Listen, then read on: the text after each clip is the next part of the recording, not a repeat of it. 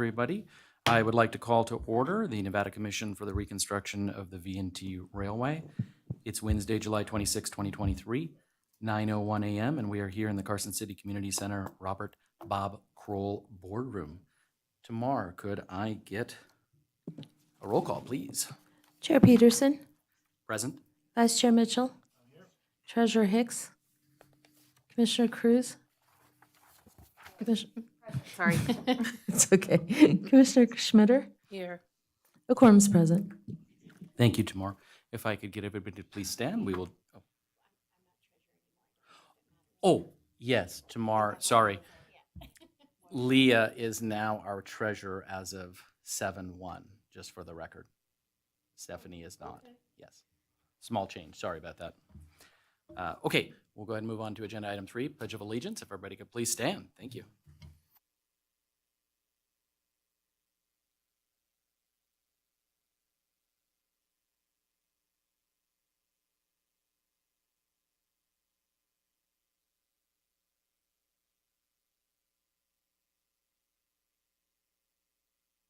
Thank you, everybody. We will move on to agenda item 4, public comment.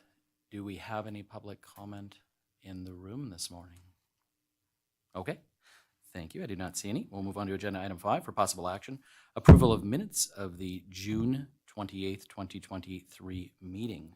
Any edits, changes, additions anybody wants to see to the minutes in your packet?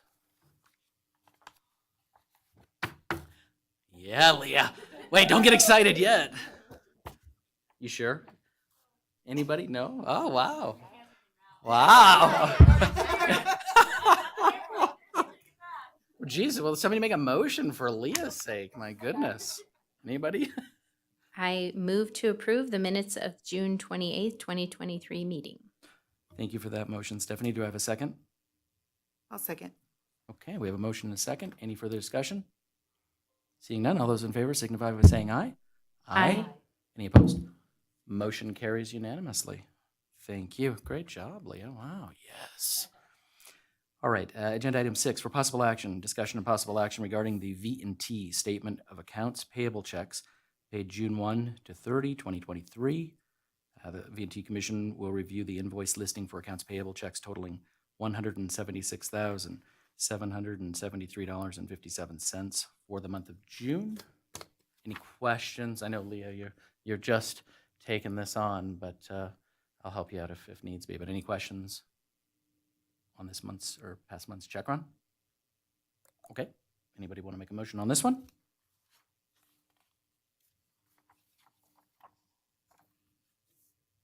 No? Nobody wants to? This is Clay. I'll move to approve the move to approve the statement of accounts payable checks paid June 1st through 30th, 2023. Thank you for that motion, Clay. Do I have a second? I second. Motion and a second. Any further discussion? Seeing none, all those in favor signify by saying aye. Aye. Aye. Any opposed? Motion carries unanimously. All right. Let's go ahead and move on to agenda item 7 for possible action, discussion and possible action regarding the adjusted V&T fiscal year 22-23 budget reports for the period ending June 30, 2023. V&T Commission will review a comparative statement of adjusted revenue totaling $1,612,219.39, expenses totaling $1,362,897.82. Any questions on basically our fiscal year ending report, subject to the audit, obviously, but any questions on this one? So this is Clay. I'm a simple person, but it looks pretty good to me. Is that a fair assessment? Relatively speaking? Yeah, no, I agree with you. Yeah. At least on the revenue side. Yep. I think so. I think obviously we were waiting on the revenues to be captured and put into the system. So I think that's why I was looking a little bleak here, where we were in the negative a month or so ago. So, but I feel like, Allison, you guys jump in, but I feel like everything that we know of is accounted for, with the exception of maybe one of the special event train revenue checks from June, but unfortunately due to timing, it will go into fiscal '24. But everything else I think is accounted for, yeah? Potentially. Potentially. TBD on that Okay. special check. I don't know. I've not heard back from Jennifer on if she was able to get it into 23. We've got no response on that. So Okay. hopefully, but it might not. So it's possible there might be another 10,000 in revenue that might go back into '23. And I think we're also missing the property payments, right, as Yeah. well? So there's, Yes, yeah, so yes. there's actually a little The, bit more. the Draco payments that we are now at True. between 60 and 70,000 overdue on from Roy Street. Yeah. Yep. Thank you, Stephanie. But there's no way that, Yeah, I we mean- haven't heard anything. I just don't see any way that will go into last fiscal year. Sure. I think it'll be in '24. So, which will help us, I guess, in '24 relative to the budget construct. But any other questions on the budget? Yeah, go On ahead, that Michelle. issue, did we send out another letter? We send a notification to Roy Street on the 1st of each month, and then on the 15th of each month when we add the interest. We've been doing this, well, we do it every month, but we have not gotten response since March. So March, April, May, June, and we just sent July. So an updated demand letter has not been sent, but notifications to him of his past due amount has. Thank you. Any other questions on this one? And it sounds like we potentially have a little bit of revenue hanging out there. Any substantial expenses that are still up in the air? Are we pretty well done as far as that goes? Go ahead, Allison. Not for '23. I believe that the expenses are correct. One thing to consider is the ticket sales line item. That is inclusive of, we don't do any sort of deferred revenue there. So there could be revenue there for runs that have not occurred yet. So Right. just, as you're looking at the rest of the general season, this is a heavy amount of your revenue, but we do get week of bookings as well. Understood. Thank you. This is Jennifer. Can I make a comment on your revenue and expenses? Oh, yeah, I didn't even see you. Yeah, please, That's Jennifer. okay. Yeah. The ticket sales that are hanging out there, I'm trying to capture that with a post payment that you know that money's due, so it really wouldn't show up in your revenue this year. As far as expenses, this is the last week you have to bill anything for '23, and I'm not seeing anything that has come through. You mean expenses? So that's all. Yeah, there's no more expenses, but does that mean we'll be able to get that Right. $10,000 in '23 that I I think sent? Yes. Great. Okay. Wonderful. That's great, Jennifer. Thank you. Thanks, Jennifer. I did not realize you were there, so thank you. Okay. So that's probably the only change that we could anticipate, pending the audit, of course, would be an extra 10,000 in special event revenue for the train in June. Okay.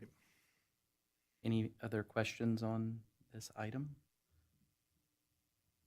I guess we can just approve it as it is today, realizing there might be a slight adjustment, yeah? Okay. Okay. Anybody want to make a motion on this one? Yeah, go for it. I move to approve the adjusted V&T fiscal year 2022-2023 budget reports for the period ending June 30th, 2023. Thank you for that motion, Stephanie. Do I have a second? Second. Thank you. We have a motion and a second. Any further discussion? Seeing none, all those in favor signify by saying aye. Aye. Aye. Any opposed? Great, motion carries unanimously. All right, we will move on to agenda item 8 for possible action. Discussion and possible action regarding a determination that Sierra Nevada Construction, Inc.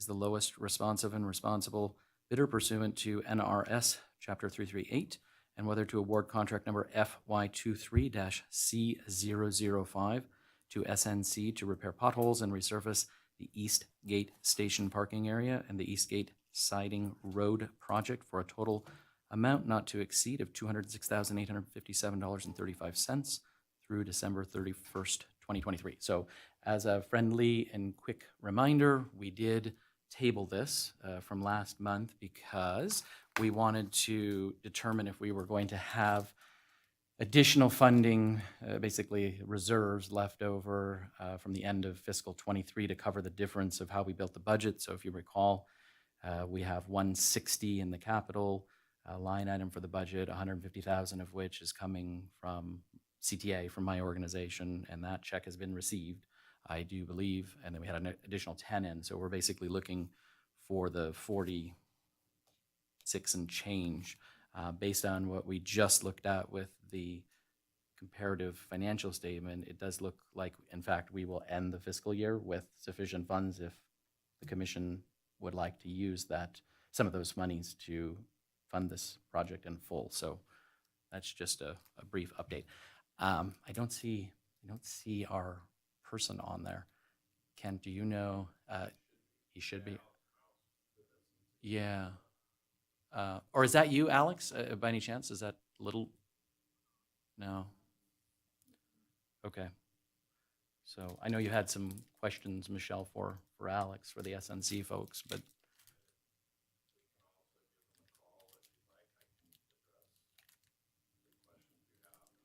Kent, sorry, you'll have to come up. Just push the mic.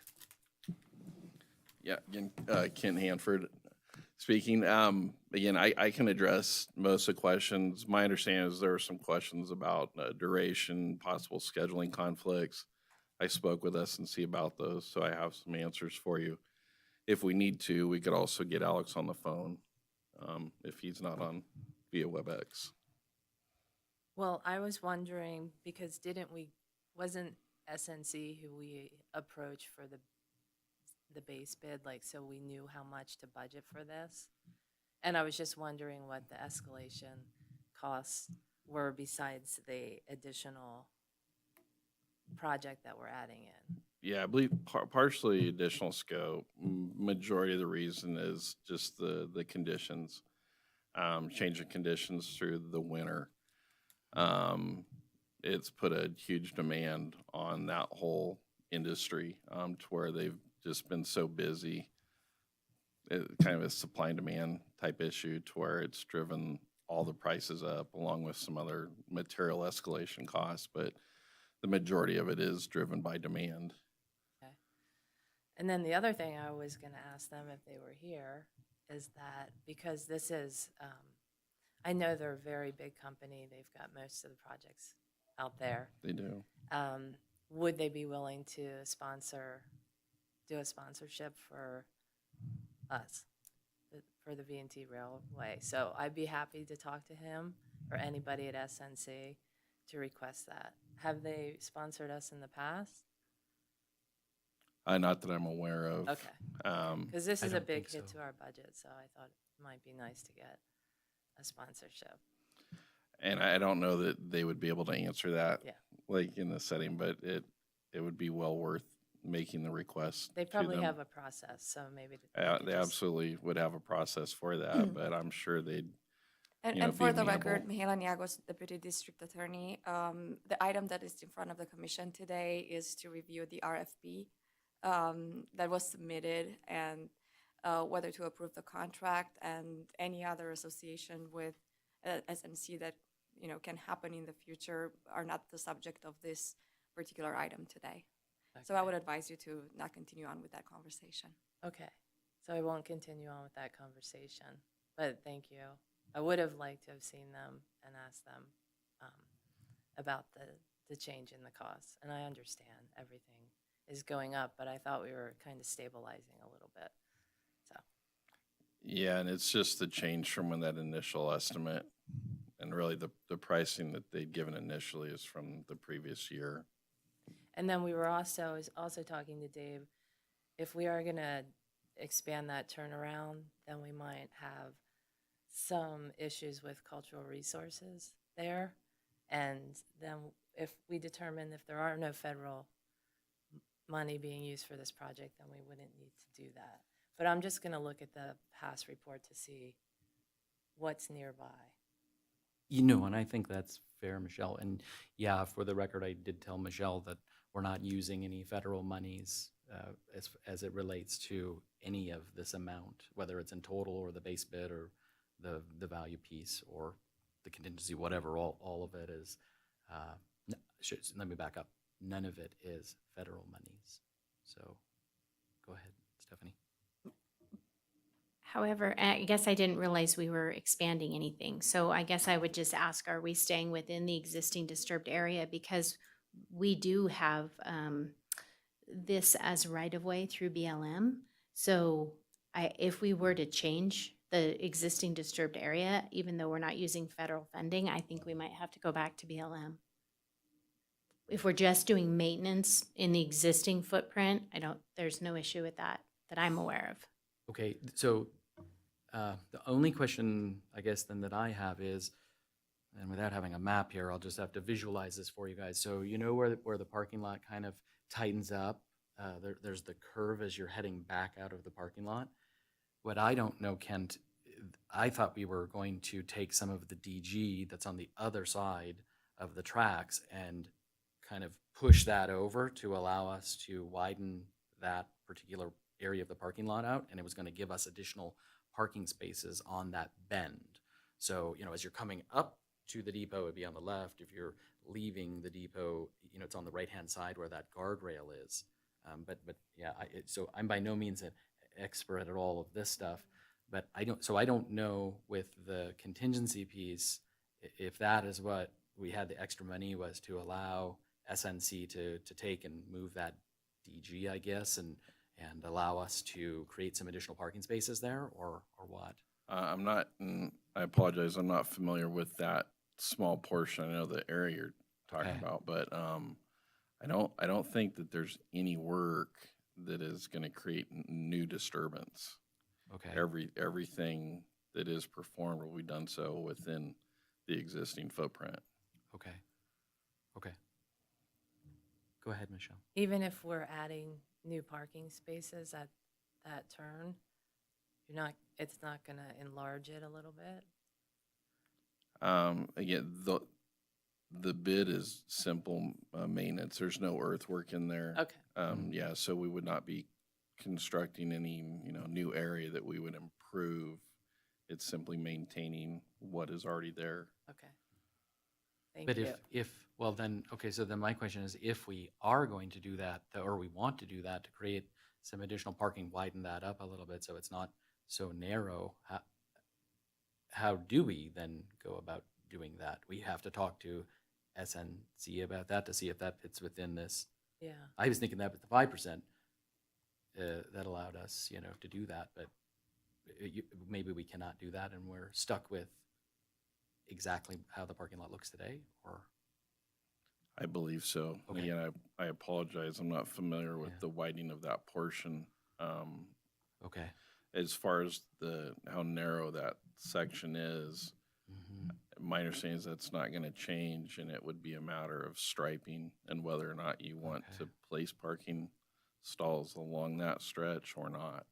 So Kent, I apologize for putting you on the spot. So for the record, Kent was here last month on behalf of Ken Dorr, right? Not on behalf of SNC, because Kent doesn't work for SNC. My mistake. What about the movement then of the Connex in front? Because that's a part of the parking lot. So then is that movement of that to get that out of the way, so that can be covered in the, slurry and all that stuff? Is that a part of this, or Is the not? relocation of Connex included in S&C's Yeah. work? Yeah, because wouldn't we have to move it out of the way to finish the whole circle? I mean, or not? I don't know. I don't believe that it's a part of S&C's scope Okay. to do that. Okay.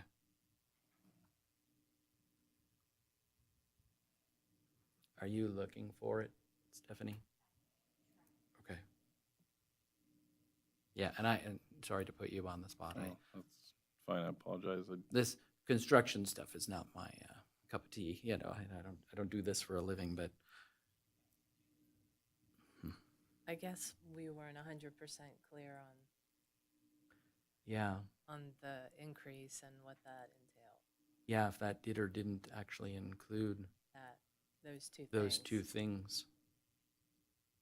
Because I was wondering the same thing too, but, and I think Ken is the one probably that worked, maybe not with SNC, but he put together the estimated cost, right, for the purpose of, going out to bid too. Correct. So it's possible he spoke with, we don't know, off the top of my head, I don't know who he may have spoken with to get some ideas or estimates on the cost of the materials and everything. He might have spoken with 4 or 5 people, perhaps, just to get an average, so. I can only speculate, but yeah, he Right. may have, again, Yeah. in developing that scope. But Mm-hmm. again, if it was included in SNC's contract, it would be a part of the scope of work in the RFP. Okay.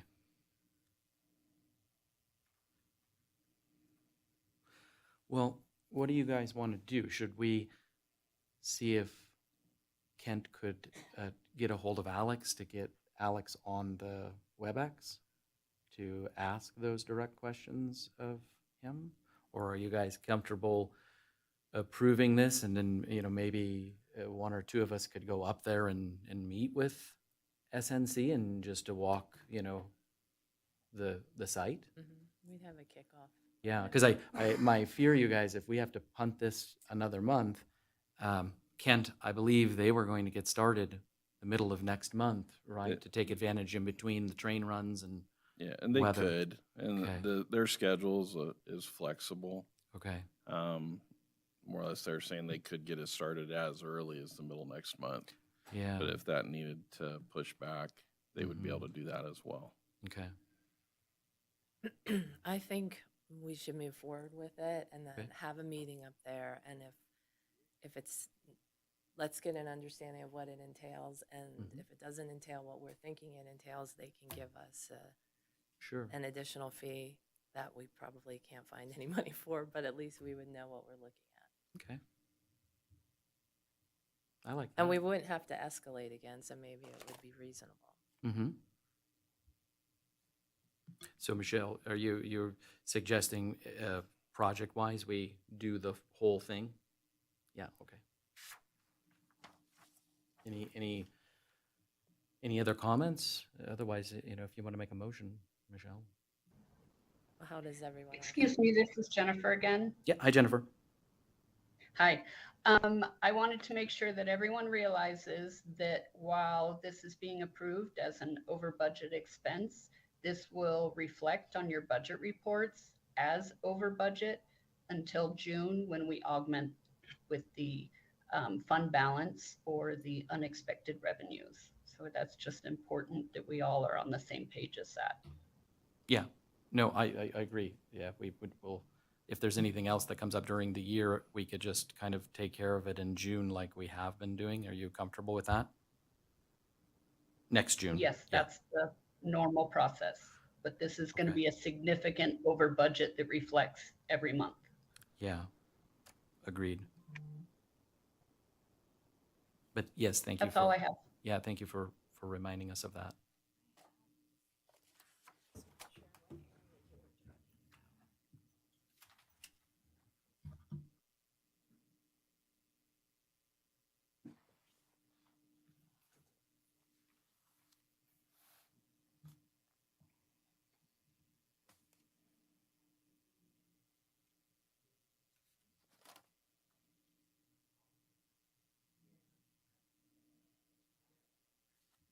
So Stephanie was looking at the part of the bid, and on the bid, Kent, it doesn't look like, well, it's hard to tell from that, but it doesn't look like they're showing expanding the corner or anything like that. So maybe we could just have a conversation with them and see what they'd be willing to do. So do you guys like that approach? Okay.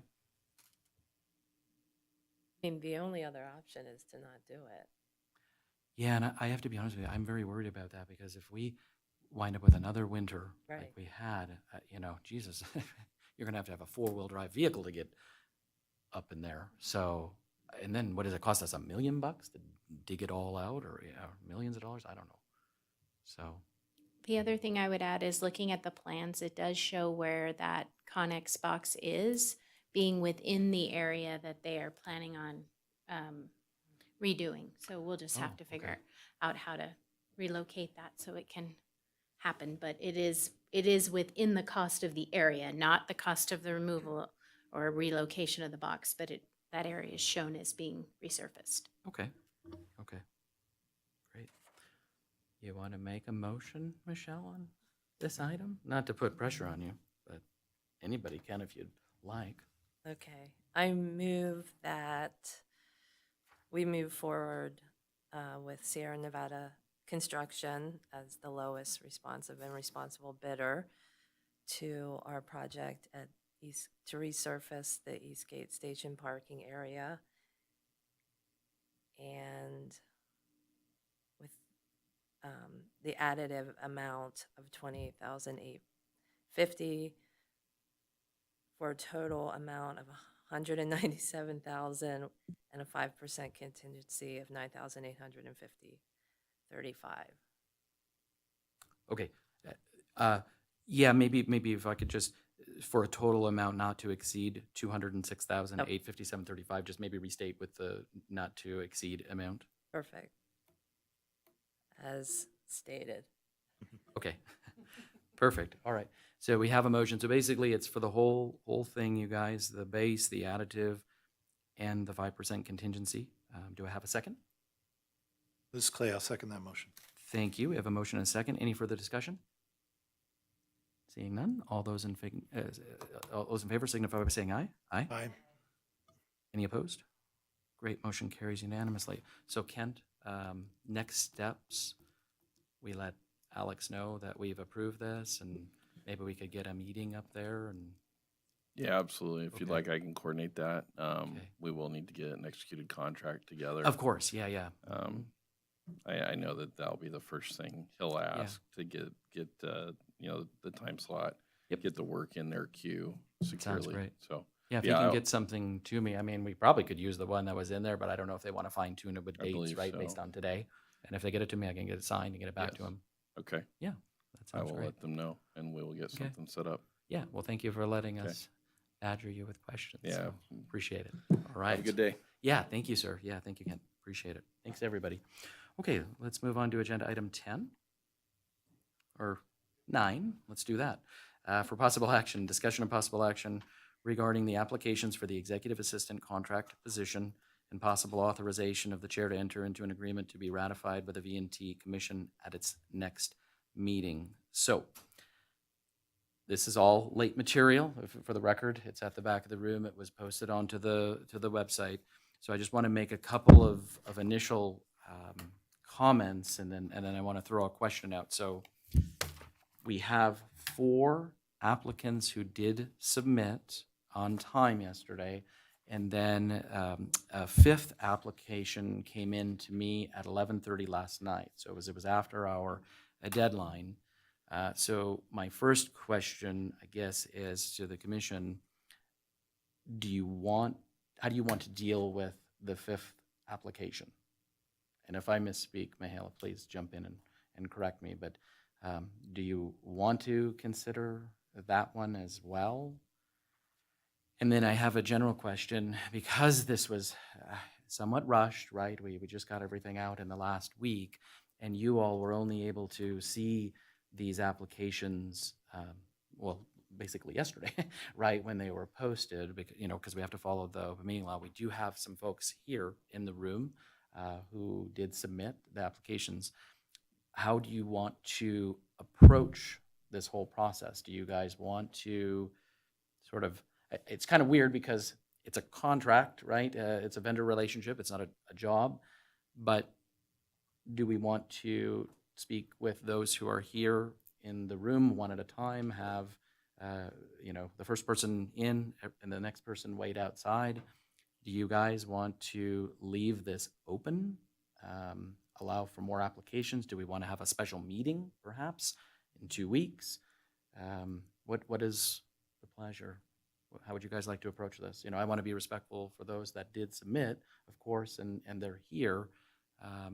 I think it was clear, that we were going to have this meeting today, but I'm not seeing the the 5 people in the, in the room either, so I'm not sure how to handle the other applicants, right? Because we would be talking about them, but they're not here for us to engage with them and ask questions of them. So those are my questions. Yeah.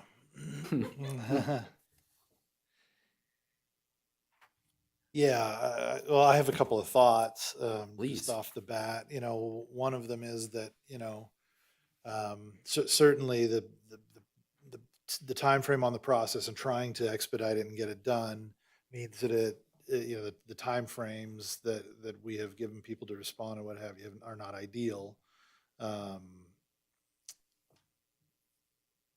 With that in mind, I think the fact that we have to deliberate in public to some extent makes it an awkward process regardless. I think that there's value in taking time in this meeting to do so, to talking with anyone who has shown up. And then really it's up to us whether we, after that consideration, if we want to move forward or give ourselves more time or what have you. I think that that's probably the best way to go. I certainly would like to review what's been submitted, talk to people that are here. I don't have a strong feeling one way or the other as far as talking to individual one at a time versus, I mean, it's an open meeting, so again, it's a little bit strange from that perspective.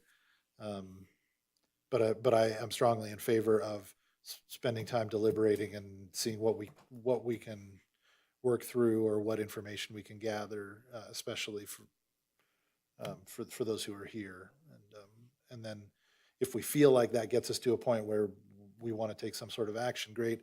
If we feel like we're not at the point where we have adequate information, then maybe we can lay out a further process for gathering more information to help us with that decision.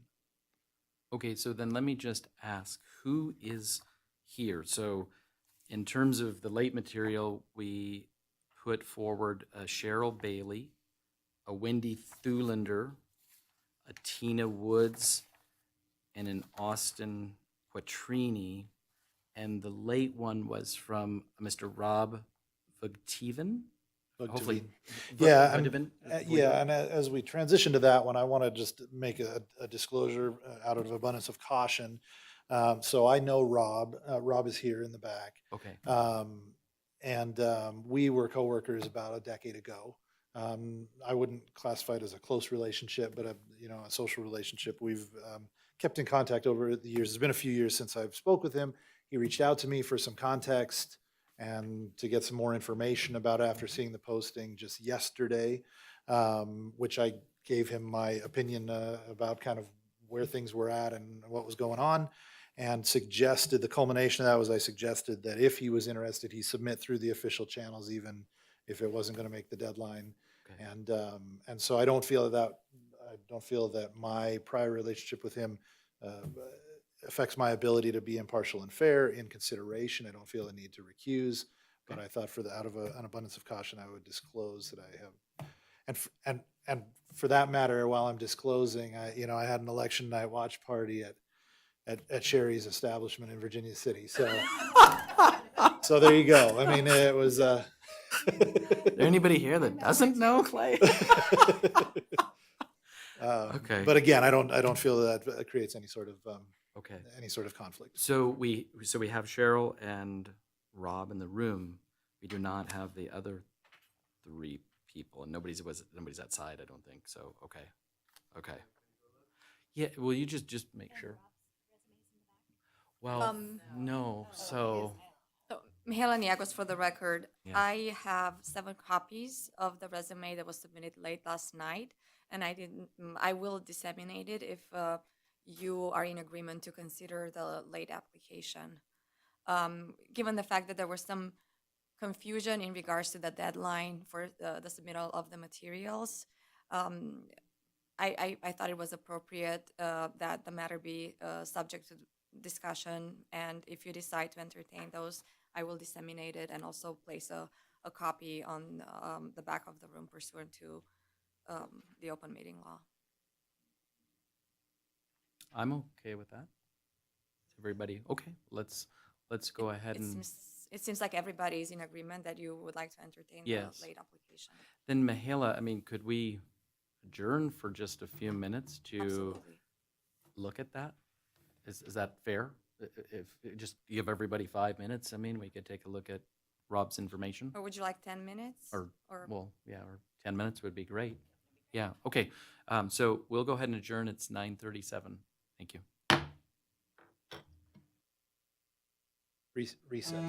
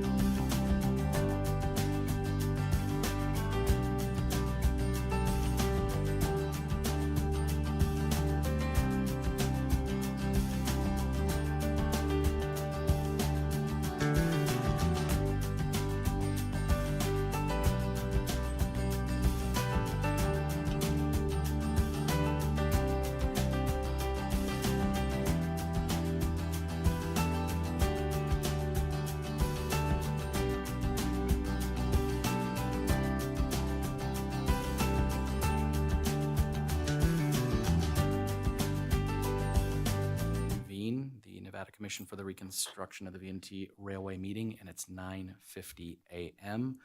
We are still on agenda item number 9. So, would we like to have the two fine folks in the audience come up? You want to ask some questions of them? One at a time? I know this is weird. It's awkward. I don't know what to say, you guys. So, yeah. Just a suggestion, but generally when we have people coming in to interview for some of our boards, committees, and commissions, we have one at a time, and essentially the first person, gets asked questions while the second person is out in the waiting room. Then the first person can stay because they've already answered the questions, and we bring the second person in for questions. So I don't know if that's how you would like to process it, but that's pretty typical as to how Carson City does it. I'm fine with that, yeah. I mean, I'm okay. Well, in Story, no, I'm just kidding. How does Story County do it, Clay? Tell us. I have no idea. Is it a free-for-all? We just let staff tell us what we're going to do. That's our issue. There's no staff here. I for know. This commission. I think this disorder is a very accurate representation of what it's going to be like working with us, to be quite honest. So. And they're still here. I mean, you haven't run for the door yet. My goodness gracious. Then what I would like to recommend, Cheryl, I did receive your application before anybody else's. So, Rob, if you would not mind, yep, we'll let you step outside and bring Cheryl up to the mic. Yes.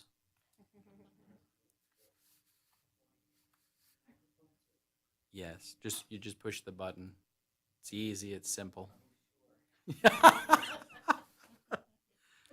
Well, thank you, Cheryl, for 1, applying, and 2, for being here in person today. Thank you in very front much. of this rowdy bunch of commissioners. So,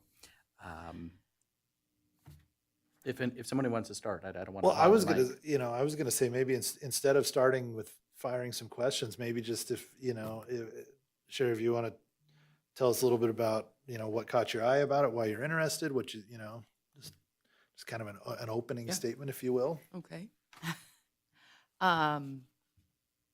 Well, I've been self-employed, entrepreneurial for most of my life. I've had businesses in Virginia City since 2002.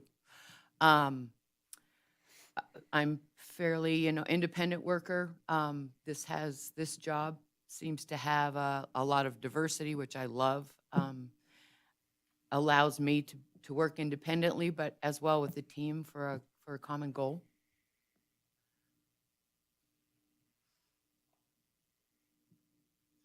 How do you feel, because I did notice you said you're the owner of the Ponderosa Saloon and you're also doing the bookkeeping for the VC Highlands HOA. Mhm. Do you feel that you will have enough time to take on this new responsibility as our sort of executive assistant for the V&T?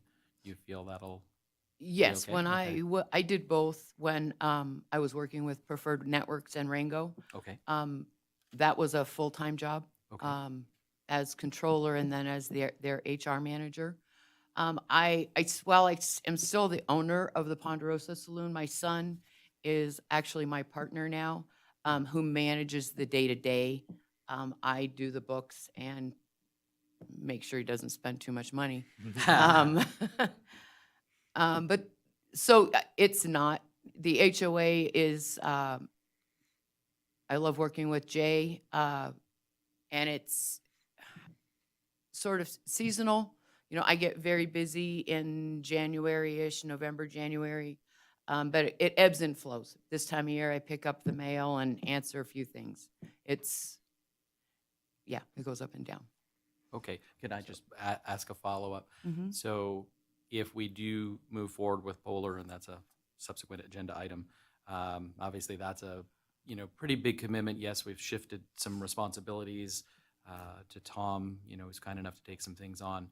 But, that is 20-something nights. You correct me if I'm wrong, Allison or Leah, but, where you would have to be at the depot in some capacity, right? Just assisting with ticketing, and maybe directing traffic, whatever the case may be. Do you feel comfortable for this November and December that you would have the time to be there at night? Oh, yes. Okay, Yes. okay, great. This would be the priority. Okay, Yeah. And everyone in my life understands that. okay. Could I ask, sorry, I don't want to ask all the questions, but I'd like to just ask another question. What experience do you have with board meetings, open meeting law, that sort of stuff? Have you prepared agendas? Are you familiar, with the open meeting law and just how these wonderful meetings are orchestrated? Mine has been more in the private sector with Rango. Okay, So not in the public sector. It would be a bit of a learning curve, but okay. you guys all seem like you'd be willing to help me out. Yeah, yeah. We fake it I'm a till we quick make it. learner. Okay. Okay, That doesn't scare me. okay. Thank you. I'll be quiet for a minute. If anybody wants to ask a question or make a comment, please feel free to Hi. do so. Hi, Michelle. Michelle. Do you have any experience writing grants or requesting afraid money? not. I'm afraid not. Okay. Again, I'm happy to learn. That's another exciting aspect of this position is the opportunity to learn new things. And then you saw the insurance requirements. Yes, I would need to go and get that as well as the Carson City business license, and I'm willing to do that. Okay. All right. Thanks. Sure. Stephanie, go ahead. Hi, Cheryl. Thanks again Hi, for Stephanie. applying. We really appreciate it. Have you may or may not be aware, but we have a strategic plan for the V&T Railway Commission. So just curious if you're aware we have that document and if you had a chance to review it. No, as much as I was looking at the website last night and yesterday, I did not review the strategic plan. Okay, Sorry no about that. worries, no worries. Just a follow up to that would be then, what do you think makes you uniquely qualified for this position? Because I work well independently, and I get things done. Let me know what you need from me, and I will just go for it. it sounds, like you do need somebody with that background. Doesn't need to be guided. Great, thank you. Go ahead, Leah, Hi, go ahead. how are Hi, you? Leah. Great. First of all, I'll reiterate what everyone says. Thank you so much for applying. And also thank you for the thoroughness of what you submitted. There's a lot of Oh, information in here and I sure. love that. So, my number one question, it says for your key company personnel, you are a single person you would be doing all this. Do you Yes. think that you could, based on the reading everything that is entailed in this position, that you could potentially handle it all on your own, or would you be interested in maybe I just want to know in the future, I don't want you to feel like, oh, I took this on as just me, and there's so much, so. There is a lot. I agree, but I feel like I need to speak with who has been doing it to get a better sense. I didn't want to blow it up in my head and then over exaggerate it in my head, but I didn't want to make light of other things. So I would want to know more about the position. Perfect. And I'm not saying it's going to be too much or anything like that. It's just something to keep in mind. Right. It's just you're going from a couple different people doing different tasks to just one, so, yes. Right. But I'm not afraid to ask for help when I need help as well. So We'll just follow up on that. Allison, you have what, 5 different people? that We have were- 4. Okay, 4. That would be related to the scope of work within this position. We have 4. The revised, the scope of Mhm. work, okay. Mm-hmm. Okay. Yeah, but not 4 dedicated full-time. No, right? yeah. No, they're not On 4 and off, dedicated yeah. full-time. It's just 4 people with different skill sets that Yeah. kind of meet the various. So, one person's on the banking side of things, one person's on the marketing side of things, one person's on the strategy and the strategic planning and that side of things. So, Okay. Do you have marketing experience, Cheryl? some for my own for your own businesses, yes, business, okay. Facebooks and Okay. Instagram, that kind of thing. Yeah. Do you know any web management skills like with WordPress, or can you work on the back end like of our website? I'm just thinking in terms of getting things posted. A little bit. I would probably need to be brought up to speed with Okay. that. Yeah. Okay, fair enough. Clay, go ahead, Leah, or do you have any? I don't have any specific questions. Okay. I just have one more. So you had Jennifer listed, and Jennifer obviously is the comptroller up there in Story County. Yes. So do you guys know one another, I guess, or are you're friends, evidently? So she handles our accounting for Yeah. us, right, as you clearly could see. So, Yes. yeah. Jennifer's actually my sister. Oh, wow. Yeah. Okay. Do you gonna have issues working with your sister? No. Jennifer, how do No. you feel about this? She's dreading it. No, Yeah. she's not. Okay. All right. Sorry to put you on the spot. That's okay. No worries. Okay. All right. Any other questions?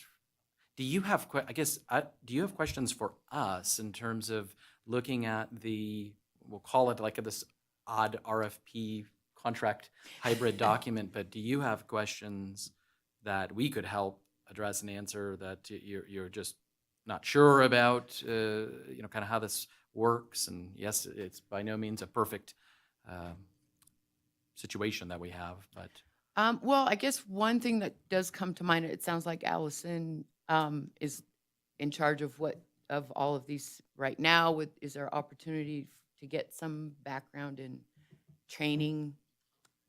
Or, Go ahead, are you Allison. just going to throw me to the wolves and figure it No, out? no, that's what we were just chatting about, yeah. well, if you look at the last, no. So through several conversations, excuse my computer there, yeah, I'm more than willing to partner alongside you to get you up on your feet and kind of explain. And as long as the commission wants to keep me on board with the executive assistant position scope, we're happy to do that to make sure that you feel confident in the job. Okay. Thank you for that, Allison. Mhm. Yeah. Okay. Anything else from anybody? Sorry. What kind of time in a month, are you thinking, is this a full-time? Go ahead, Allison. So our scope of work has recently changed, so I'm quickly going into my project management system to see what this last month was, because it's probably the most related or comparable to what you will be doing. So this last month, we did, sorry, I'm trying to get there. June services. While Allison is looking at that, Cheryl, we did make an amendment to Tom's contract, so he took over the operational side of what Atypical was doing for us. So Okay. those responsibilities, now that Candy is back there, handling, well, a lot of that, right, with the phones and the email responses and things of that nature, and then ticketing and being at the depot and everything. So that's the change that Allison was referring to. Oh, I And see, that okay. just happened. Yeah, or and I 2 do months ago. anticipate there's going to be a little gray area with decoupling those things, and so kind of figuring out whose bucket is what. I think that's going to be part of the transition. In the month of June, we did 80 hours. That was, relatively speaking, a very light month because we were just doing, this packets for this meeting, accounts payables, et cetera. If Polar does happen, it's very seasonal. January and February might be a little bit light, but you have your board retreat. But March and April are pretty heavy as you're getting ready for the general season. Then things are kind of moving where we're at right now in June. And then as you move into the fall and winter months, we were doing easily, I think 1 week, we did about 55 hours between all of us. So it just kind of depends on the week and what's going on with the train. Okay, so, and that was going to be my next question. I knew it was seasonal, but Yeah. that gives me Yeah, an so- idea, time frame. Right now, 80 hours, but in the thick of December, about 55 to 60 a week. Okay. Thank you. Do we need to be worried about any issues if you were to be contracted with, I'm looking at you, Mihaela, with Jennifer, it is your sister, but, technically, I guess she's approving the payments to you at the end of the day through Story County? Do we need to be concerned about that, or is that The final approval comes from the commission, okay, so I don't see any direct conflict. okay. Also, Jennifer is not voting today in regards to, awarding you the contract. Not, sorry, let me clarify, not about the awarding of the contract. I Of just meant, course. obviously, the Jennifer would future. have a role when we are paying, if we hired Cheryl, she would be approving those checks to Cheryl, and I just don't know if that's an issue that, do we need to be concerned Right, about? and my understanding is that finally the commission is approving Yeah, those well, checks. yeah. But maybe I misunderstand. But this is something that the commissioners can take into consideration Okay, when you're making your decision. I do not see that it's a direct conflict. fair enough. I just wanted to ask, Yeah. You can, establish some safeguards, to address those issues going forward that were not, obviously an issue when Atypical was conducting that, job. Well, and that is why we put in place the chair and the treasurer are approving before, in this case, Atypical, but because otherwise you just have Allison approving her own payments, right, to herself, right? So we do have those pieces in play, but ultimately, I think probably Jennifer may be the Pen 4 or whatever, in the Story County side. So yes, I mean, we're saying this is okay to pay, but there's a mechanical process to that. I've never faced this situation. I'm not implying that this would be a problem, for me, but I just want to make sure we think this through. So, thank you. Yeah, and we can kind of double check on the Story County side because our contract, our MOU is with Story County, and Jennifer's in an official capacity there, and so there may be something internal on that side, just as far as controls that would make sense to make sure that we're squeaky clean.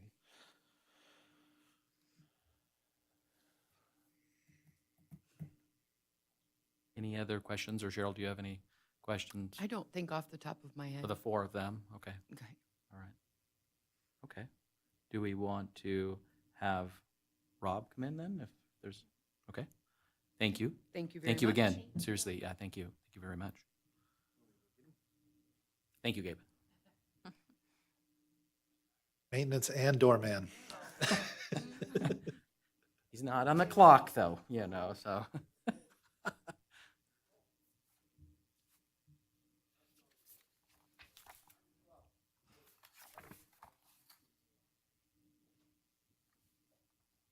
All right. Yes, please, yeah. The green light's already on. So we gave Cheryl an opportunity just to tell us a little bit about herself, if you would like to do the same thing, and what interests you in this particular contract position that we have. Very good. Thank you very much. My name is Rob Vugteveen. It is a privilege to be here and sit with you. I've been a resident of Carson City since 2009. But let me first, again, thank you for letting me be here regarding this executive assistant position.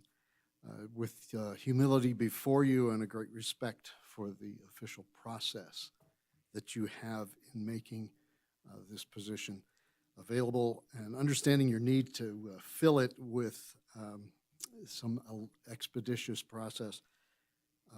I concede to you that I don't meet all the requirements that were specified in your job posting that I only became aware of on Monday. And so it's with that that I would respectfully withdraw my application so that you can pursue your qualified applicants who do meet that requirement, so that you can get it done quickly. I mean, hey, this is the V&T Railroad. How cool is that? I mean, what an opportunity, so for me to have the chance to talk with you about it is exciting. But I do want to respect your process, and I'll be happy to answer any questions, but I want to set that out ahead of time. I understand that you need to move quickly, and it would take me weeks to get all my ducks in a row to satisfy what you are looking for. Okay. So thank you for that opportunity, and if you have questions for me, I'm glad to answer them.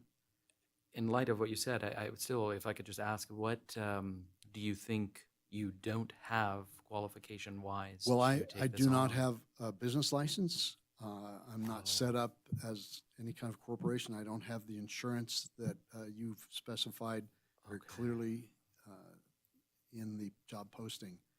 So that would take me time to do, and I would not want to compromise your process to get going on what you need to do. Okay, understanding, yeah, that it's a vendor relationship, right, and the requirements, yeah, Correct. around the contract, okay. Yeah, that's not something that I've had experience with, so Okay. that's part of a steep learning curve that I would have. I'm just going to put that out for you right front, that if you have other candidates who are ready with that, then you should Okay. give them priority. Well, I respect that, Rob, thank you. Yeah, does anyone have do you want to ask Rob questions, Clay, or? Yeah, well, and I would just say that, I think on our end, there's an understanding that there is the process is going to take some time, right? That the result of this meeting, should we choose to take action, would be to instruct that a contract be negotiated, right? That we're not necessarily awarding a contract at this point, and that and if there is interest, there's certainly space for those kind of things to happen in due course, and an understanding of that. So to me, that's less of an impediment. There's not an expectation that those qualifications be met up front. No, I agree. I guess, Rob, I would look to you to say, would you be willing to create in some capacity, without, assuming anything, some kind of a business where you could get a Secretary of State business license, Carson City business license, and insurance? Certainly, Okay. but again, that's going to take me some time Sure. to do that and kind of to learn my way through that. Okay. Again, I just became aware of this on Monday. Sure. I mean, just the whole idea is exciting to me, but I Yeah. do want to respect the way that you need to do business, and that if you have people who are ready to step into that. Sure. Do you feel, outside of not having your own company or business, do you feel that you could do the work as it was laid out in the I'm listing? quite confident of that. Okay. You It's- probably have other qualified folks who could do that as well, so Okay. anyway. What's that? Yeah, well, you know, I've been around the block a few times, and I've hired, I've fired, I've managed things, and I understand the need to move things forward and the pressure that you're under. So, you know, I just want to be real respectful of that. And if this opportunity doesn't come to me, there's other ones that I've got in the fire too. So I'm not hanging out to dry. Well, I would like to, if you don't mind, I would like to know a little bit more about your background. If you could talk, have you had experience dealing with open meeting law, putting public meetings together, agendas, things of that nature? Not in a government sense, but Okay. I've worked with boards that have been planning, like the building of a whole new science center. Okay. You know, managing, setting up the meetings, taking minutes, keeping track of things, supporting the different members in the things that they needed to do. Okay, no, that's great. And I noticed a lot of references to marketing in the documentation that you provided us. It's been it's sort of been a side part of the things that I was doing. You know, Okay. that was ancillary to what I did. Okay. There might be others who are better than that than I, but I'm familiar with it. Okay. You know, I've done some fairly creative things. I'm familiar with websites and Okay. some of the social media. Okay. I wouldn't say that that's not the strongest card in my deck. Okay. You know, I have built a public attraction and run successfully with a gift shop, and it's still operating down in Sahuarita, Arizona, south of Okay. Tucson. You know, built it up from the bare desert. You know, designed the building, the exhibits inside, hired the staff, ran the gift shop, and it was profitable. Okay. You know, I have a lot of strength from managing corporations here in the state of Nevada and working with people. The most recent position, I was a public auctioneer. So, Wow. you know, comfortable being in front of a microphone or on a camera. Okay. Thank you, Rob, for that. I appreciate that. Anybody have any questions for Rob that you want to ask? If you don't mind that we just continue the question process, if that's okay, Ask me whatever you like. Okay. I know this all came about really quickly as far as the posting, but did you have an opportunity to look at our V&T Railway Commission strategic plan? I've not yet. Okay. So just a follow-up to that is, what do you think would make you most uniquely qualified for this position? Well, I'm a creative management thinker. You know, I can size up the situation in an organization, try to force multiply the existing resources that are there and draw them together into a coherent plan. I would look to try to develop a plan that, not try to, but any plans that I would make would have to fit within that strategic plan. So that would be very important for me to know that and to work closely with you, who are the ones who are implementing that. I know that there are already you know, existing resources in place. I would have to get to know those very well. I mean, this thing has a history from William Sharon all the way up to Tom Gray, and understanding how that's all played together and how the history is part of the allure, the marketing of this unique, truly unique facility within the state of Nevada, even within the western U.S. You know, there's so many great stories to tell, you know, and you have tremendous resources to be able to do it, and you have some really big challenges in pulling it off. So, you know, I would be excited to be a team member in helping make that happen. And you have you've had less time to look at my resume than I've had to even look at your job posting. So, if you see something in there that you like and we want to continue the conversation, I'm certainly open to that.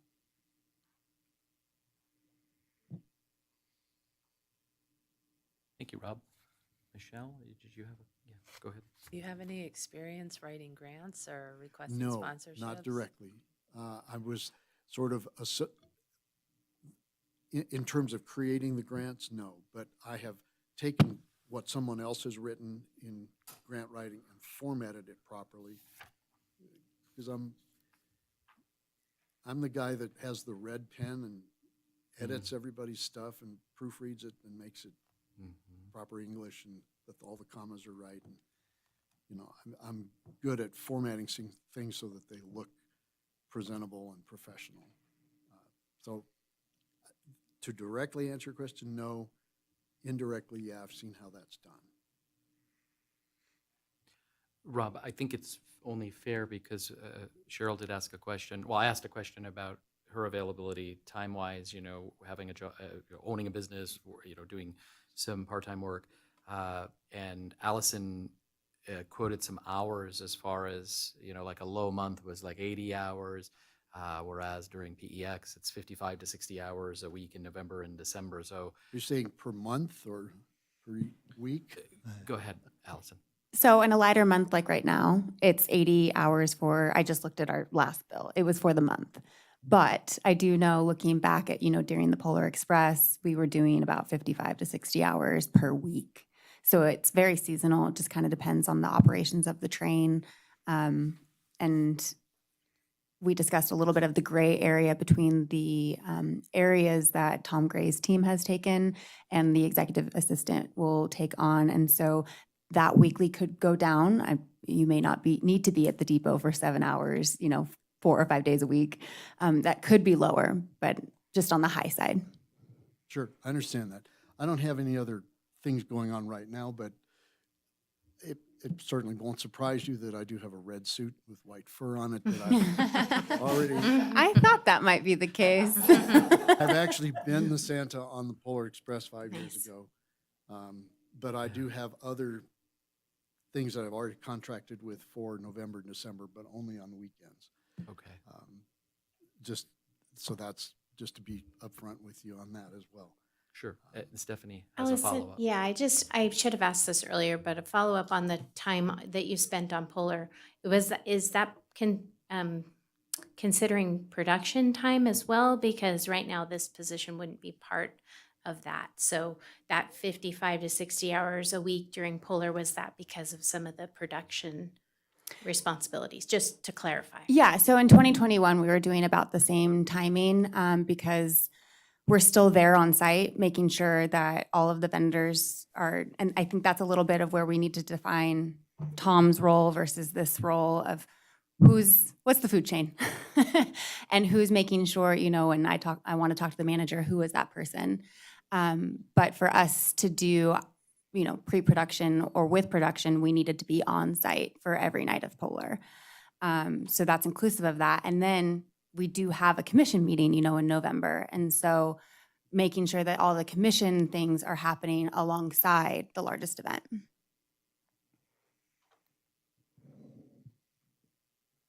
Thank you all. Leah or Clay, do you have any questions for Rob? Okay. Well, thank you. Again, Well, seriously, thank you all very much. Yeah. It's been a pleasure to just get to chat with you about it. Right back at you. So, Yeah. I wish you well. We're looking for Santas, aren't we? But I guess you got some gigs going. Anyway, I wish you well in the process that you need to Well, make. thank you. Yeah. Look forward Very nice to meet you to as seeing well. how it all comes out. So, Thank you. All right, so unfortunately, the other three folks that did submit are not here, so we're not able to ask them any questions. Mahela, I'm not sure, can we? In reviewing this agenda item, it states that applications will be considered at this meeting. There's nothing that required their presence at this meeting. Sometimes we include that you know, when Sure. we've reviewed other RFPs, that a presentation has to happen at a public meeting and questions will be asked. So I just wanted to inform the commission that it wasn't a requirement for them to be present here. And we don't know if the level of interest that they have, but Right. they can definitely be considered based on the applications that were submitted. Yeah, if I remember correctly, I think the way that we worded it was people are welcome to come Mhm. and we open that opportunity, but it was not a requirement. Yeah. So, and I certainly, I don't think it's bad if there are certain things we want to surface from the submissions and things that stood out. It's worth an open discussion about those. Mhm. Applicants? Yeah. Yeah, I agree. I think we should kind of point out some things on some Sure, of these. please. I would like to point out on the Austin Petrini. They currently are an executive assistant. And they have handled board events. Relations, yeah. Yeah, board relations and all that. So I mean, that's something to definitely maybe ask them some further questions on, because that's right in line. So I don't want to immediately say you didn't show up, but you're super qualified. So I'd like to chat some more. Right. So So what does that process look like, though, Mihaela? Mhm. How do we, if we did wish, or my peers wish to engage and ask questions, how does We that may have a work? special meeting, if you'd like to expedite this, to have a special meeting before the August meeting. Okay. Or we can invite them at the August meeting and make a decision then, which will delay the process a little bit. But those would be the options.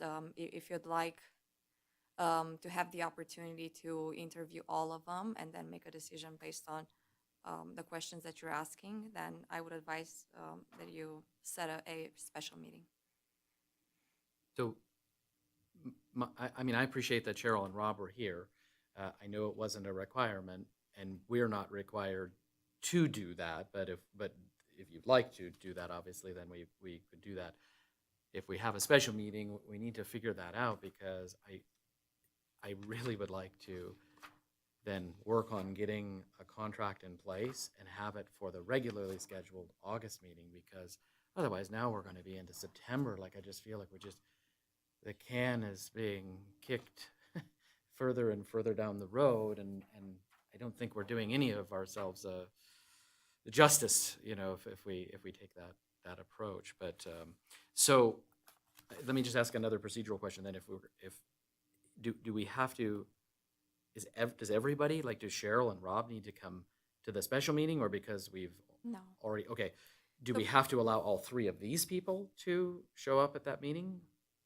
Or how will that So work? basically, if you are not prepared to make a motion today and vote based on the applications that were submitted and that were supplemented by interviews today, you may do that at a later time during a special meeting. If you feel like you're going to have more questions for the candidates that are present here today, you can ask them to be present. If you feel like the missing piece today is meeting face-to-face with the other three candidates that submitted applications, that there wouldn't be a need. But obviously, this is a public meeting, so if they want to be present or listen to it remotely, you can stop them. But I would ask that whatever rules you have in place that are clear and established today, so that we won't be in the same situation when we come back Sure. at a special meeting. And my other And concern. now it's time to have that discussion, obviously. I guess my concern too is we have two people here that showed up today, which I'm grateful for and I appreciate very much. What happens if or however this works, if I'm reaching out to these folks and nobody is available, or now what? Then we've would not have- made a decision based on the two folks that came in front of us today. So now we're looking at what, a special meeting to come back just to make a decision between the two people that were here today? Correct. Okay. Well, I think at this point, because we are outside of the RFP process, we have a lot of flexibility in how we handle it, and I think we have the option to, at this point, to move forward with just some of the candidates Sure. for further review, Mhm. to instruct and negotiate a contract with just one candidate? I mean, we kind of can proceed in any way that we want. Yeah. Um, Does anybody have I mean, is there a suggested course of action that anybody wants to move forward with? I would like I mean, I like the idea of the 2 weeks, having another meeting in 2 weeks and requesting the applicants. Do we think we're going to get some more? I would not, in my mind, I would not open it up to further applicants. I think if we do continue a process and not make a decision at this meeting to pursue one particular applicant, I think the right thing to do would be to, within the pool that we've received now, to then figure out what we need to get from them to help us narrow down and make a decision from there. Can we pick a date and they have to, I mean, it's, at this point, we have all control of it. It's not like, oh, you're not available. Okay, well then I'm sorry, then we have to say. So that's kind of where I think we should, 2 weeks, that's it, if you're here and you're interested. So, Mihaela, that's an excellent question. If we were to notify all 5, and I know 2 are here, but that there's going to be a special V&T Commission meeting, and for you to be ultimately considered, you would need to be present at that meeting. Is that, can we do that? Yes. Okay. Well, and I believe we could do less than 5. Well, sure, yeah, no, agreed, yeah, whatever, however, many you want to move forward. Did you have a comment, Allison? Yeah, just with the timing of it all, I think you need to also allow proper time for whoever you do go into contract with to have the proper time to review that contract, whether they need to go to legal counsel, whether there's any sort of contract negotiations,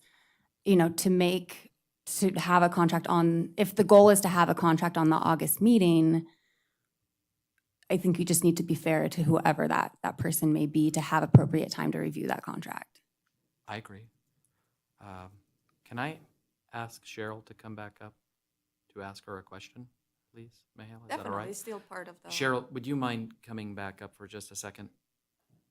David, while Cheryl comes up, if I could address Allison's comment, I mean, we have the contract, so people could start reviewing it now. There are some details that have to be inserted in the blanks, but the contract's out there. So I guess maybe that is something to convey if we pick a special meeting date to say, you need to start looking at the contract and make sure you're willing to accept those terms, because that's our contract moving forward, kind of a thing.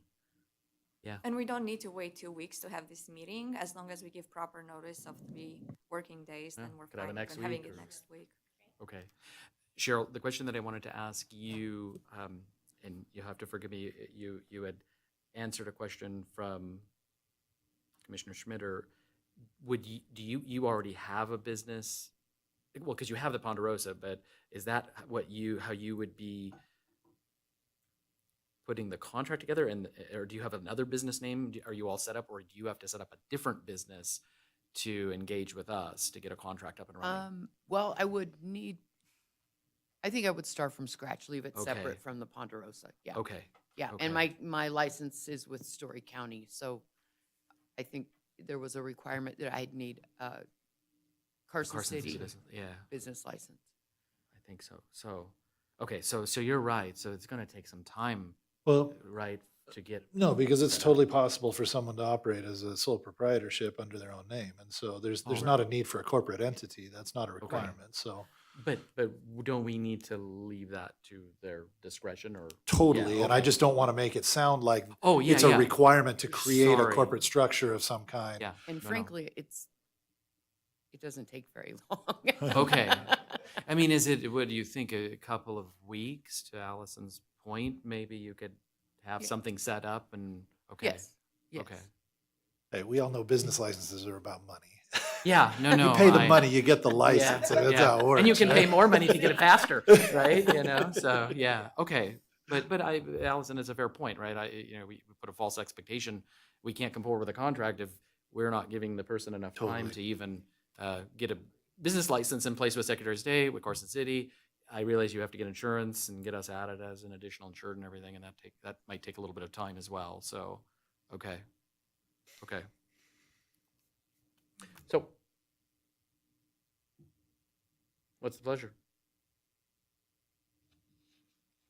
Would we like to give everybody an opportunity to come to a meeting next week or following maybe, but you want to move forward with one of the two wonderful people that did show up today for the meeting? I'm game for however you all would like to roll. I think my preference is to make some forward progress, which means narrowing down in some way, shape, or form. And I certainly appreciate everyone who has expressed interest. And there's some interesting things from everyone's submittals. There are questions that I have, and I guess about some of the submittals. And I don't know if those are the answer to those questions would be disqualifying or not. But one of the applicants talked about relocating to the area. Sound like they didn't currently live in the area. Given the tight time frame that we're working on, I'm not sure if that's what the time frame is on that. Without more specificity there.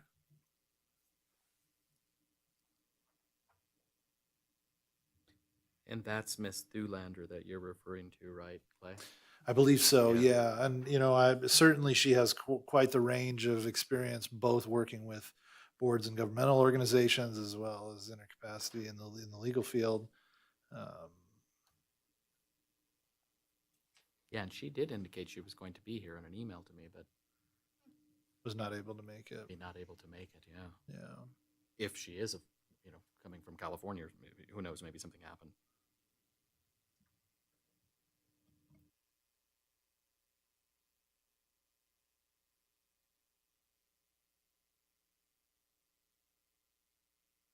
I guess so. One of my questions would be for Leah. You expressed an interest in finding out more, digging a little deeper with some of the people who weren't here, and I guess the kind of the competing interests that we have are moving forward with people who we know more about because we've had an opportunity to visit with them, versus leaving that door open for longer. And I know that the time frames that we were able to give people are not ideal. But I am I'm veering more towards, we really need to figure out, we have been in limbo for months now, like it feels like, and it's getting to the point where we need to move forward. So as much as I would love to get some more information on this other individual that I mentioned, I'm thrilled that Cheryl is here and that she falls in line with the scope and the need, the desire is there, I feel. So, I'm happy to say, okay, at this point we move forward. I'm fine with that. I'm completely comfortable with that at this point. Like I said, if the other people would have shown up, it would have been wonderful to chat with them some more. On us, I guess that's on us for not putting that in how we wrote it up, so we can do what we can with what we have. The slogging through everything is getting. We need to we need to make some decisions. So that's my thought. I don't know what anybody else feels. I personally feel the same way. So, two people took the time to show up. I know it didn't say that they had to be here, but for crying out loud, if you're seriously interested, I think you would come to the meeting where we did disclose that we were going to be discussing the applicants. And especially since it's available on WebEx. Yeah. So Agreed. physical attendance is not a requirement. So, I share the same thoughts. Other thoughts, Yeah. process-wise? I was just going to say, I am excited that we have two very qualified applicants that came today. So, it is great that we had more people put in, and it would have been wonderful to interview them, but I think we have two qualified applicants that may make the decision hard, but they're here and they have given us some great information about their background to consider. I have a question about the process. Previously, how many applicants did we get, or was it only Allison? Just Allison. Okay, so. For every single RFP we've done, we've had Well- 0 or 1. And just to be clear, it was a full RFP process, which is a barrier to entry, right? It's work. Yeah. And so that previous round, Allison was the only RFP that we received. This time, we didn't receive any RFPs Correct. until we tried to lighten it up somewhat so that it wasn't as bureaucratic after we did not receive any responses. So yes, we don't have a history of people beating down our door, let's put it that way. No. And I don't think it has anything to do with Clay or Leah or Stephanie, Probably Michelle, but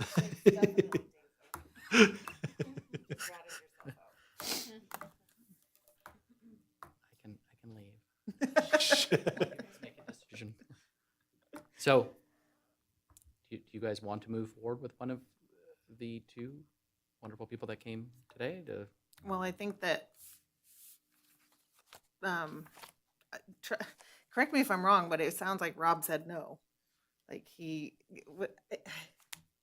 withdrew, but then he still answered the question. So Yeah. at this point, I would like to move forward with Cheryl. Is that a motion then? You want to make a formal motion? Yes. That's what I'm trying to get to. Hold on, I gotta read the thing. No, you don't need to read anything. That's, Oh. there's nothing there. You didn't do my job for me.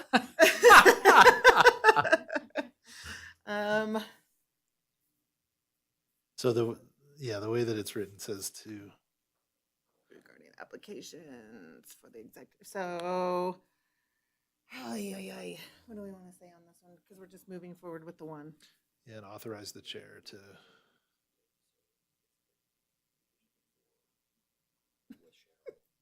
Yes. Okay.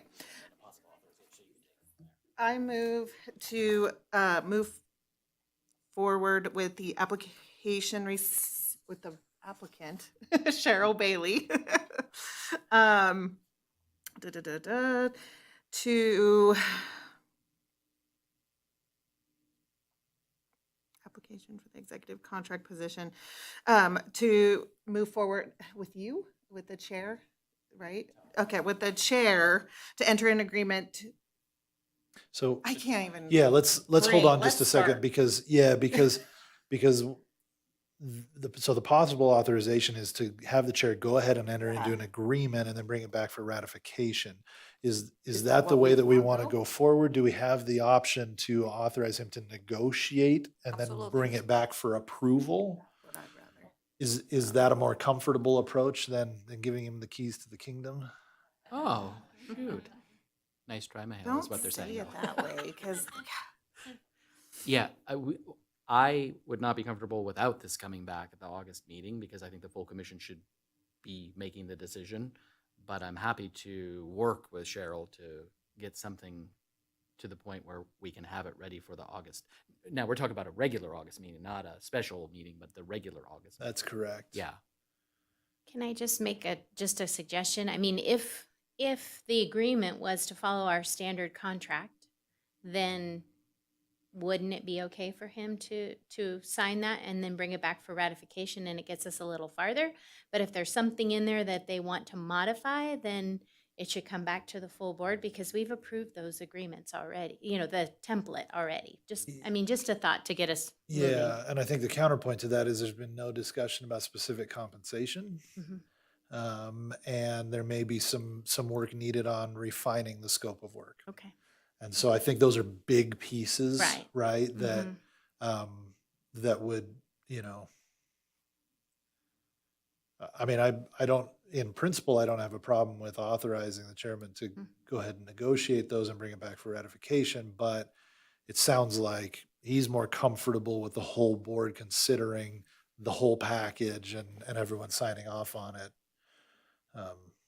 I could go either way, Clay, but to your point, I still think we have a little bit of, we got to wade through, we did offload some stuff to Tom and Candy.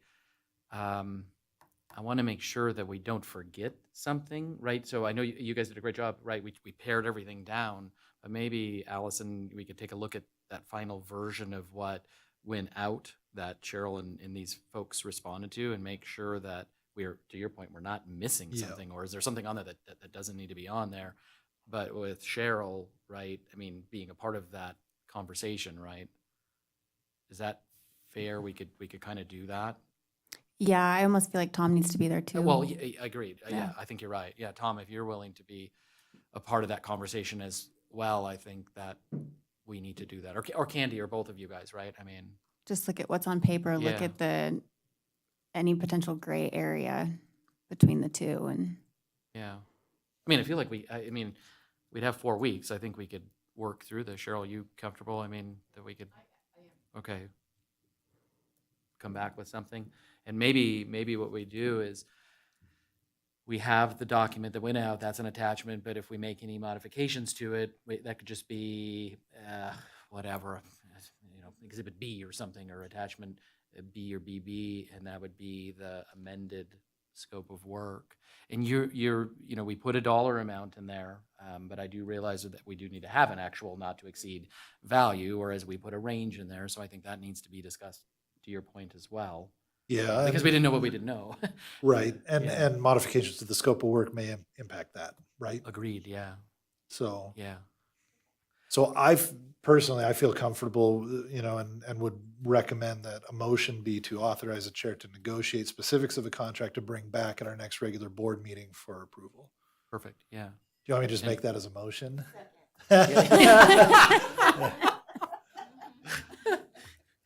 Let me just formalize it a little more since I said it was hypothetical. So this is Clay. I'll move to authorize the chair to pursue or negotiate a contract with Cheryl Bailey for the position of executive assistant, and to bring it back at our next regular commission meeting for approval.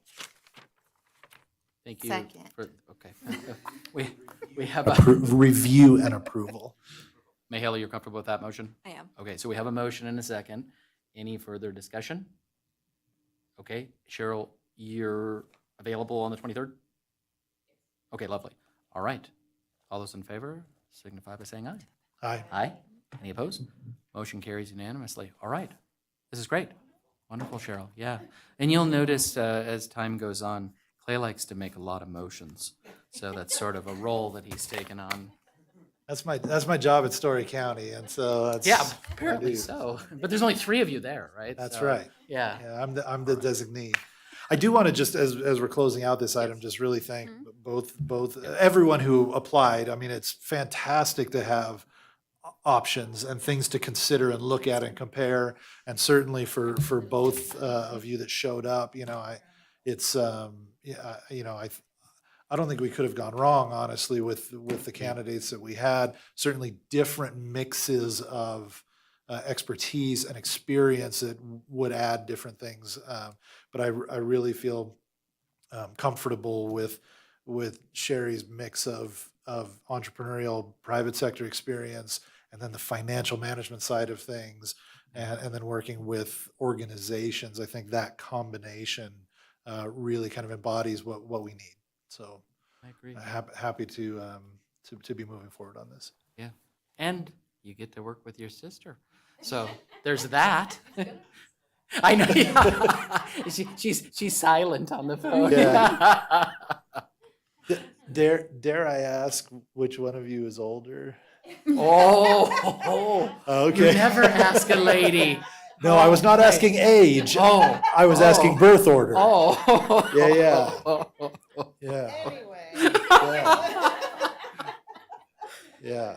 Okay. Yeah, Sherry will get to boss Jennifer around. Yeah.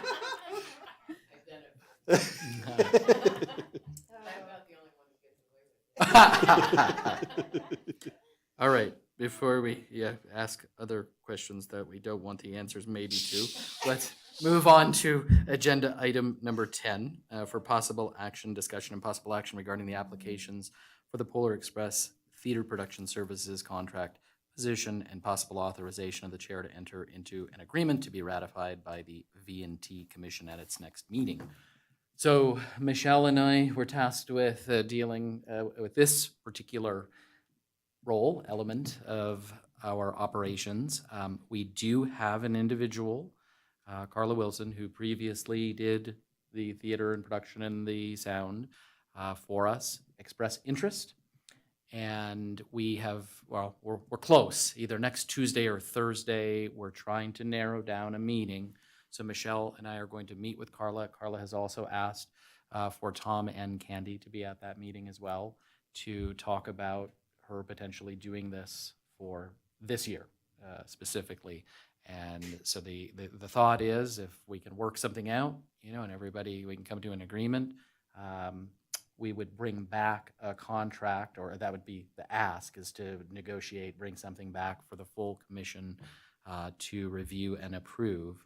And I also feel, Michelle, I'll just let, I think it's fair for the commission to know that I did have some great conversations with the Rail Events, the CEO, as well as Ed, and then Roxy is a new person there, but I did meet with them via Zoom.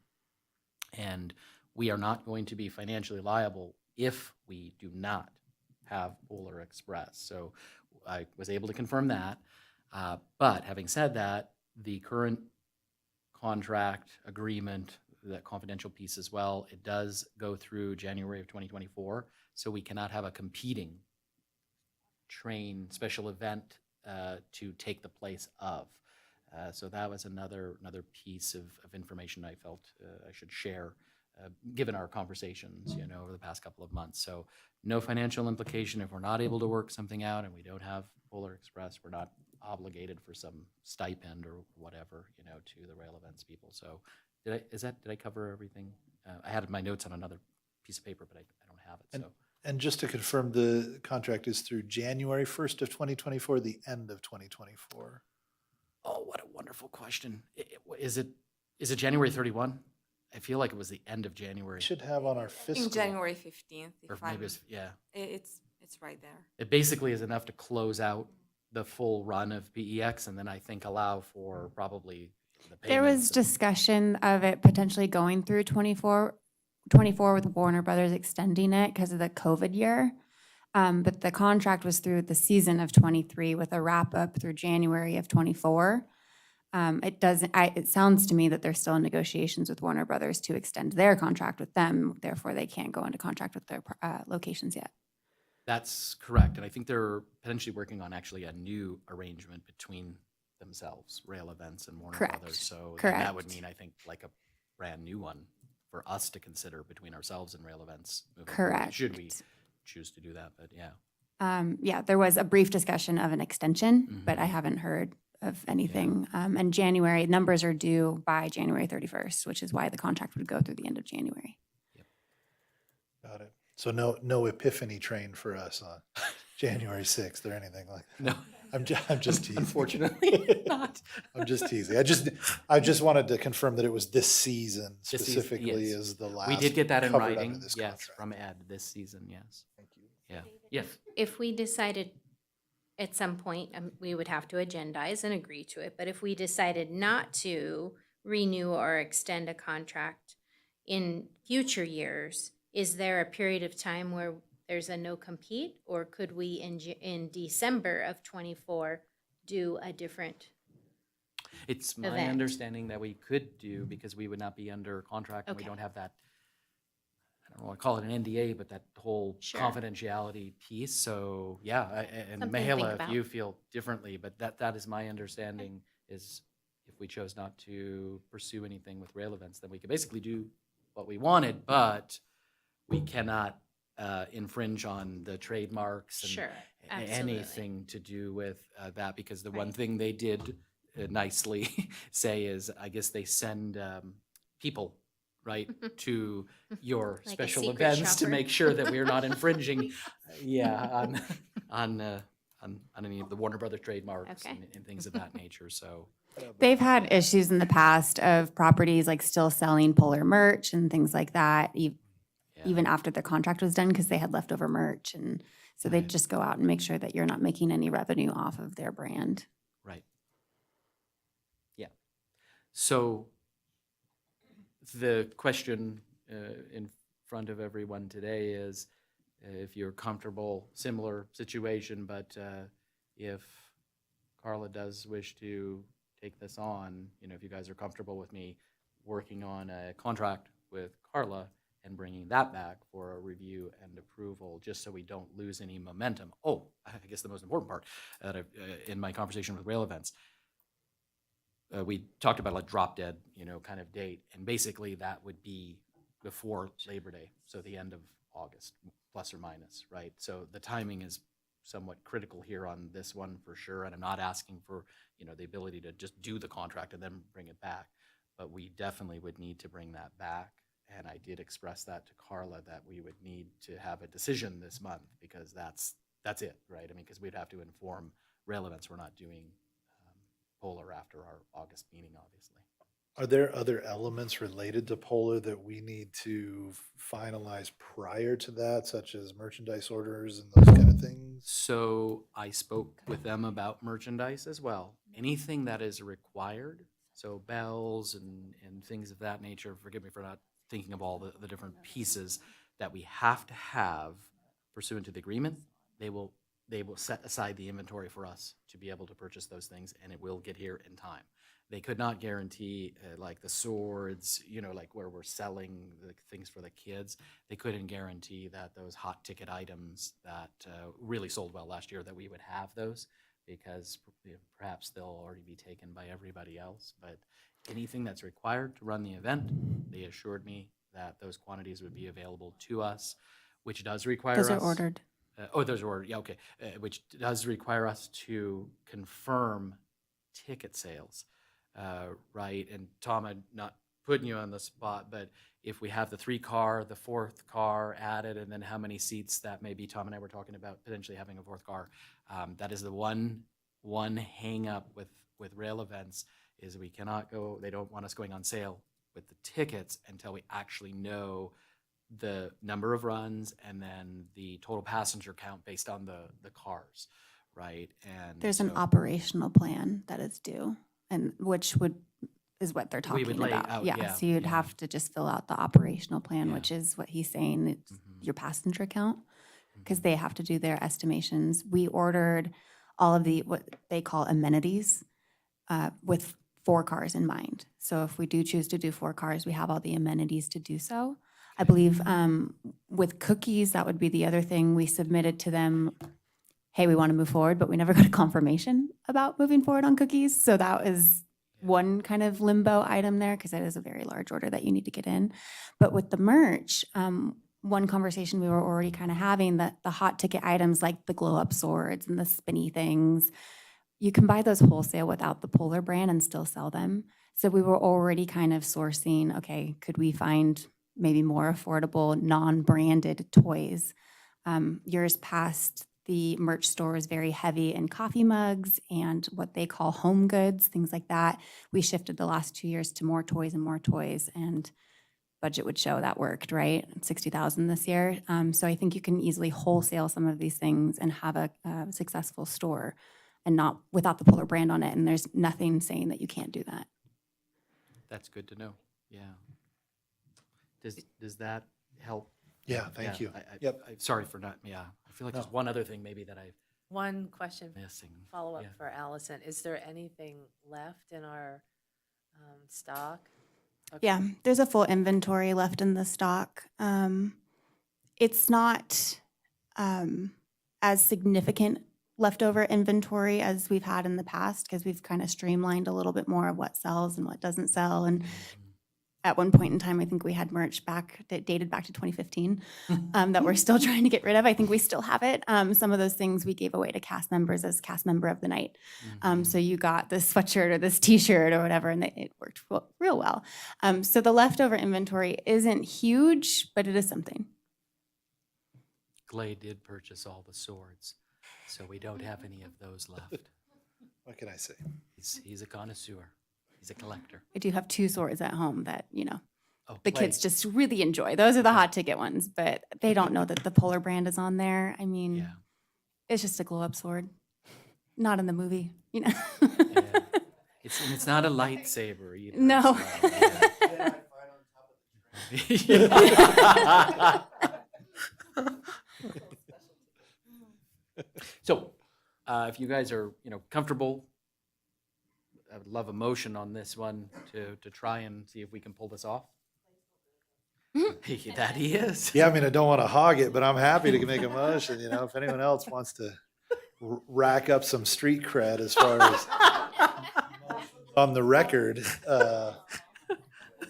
Should be a limit. But barring that, I'm happy. I'll make a motion to authorize the chair to negotiate a contract for Polar Express Theater Production Services with Carla and to bring it back for authorization and review at our next regularly scheduled V&T Commission meeting on August 23rd.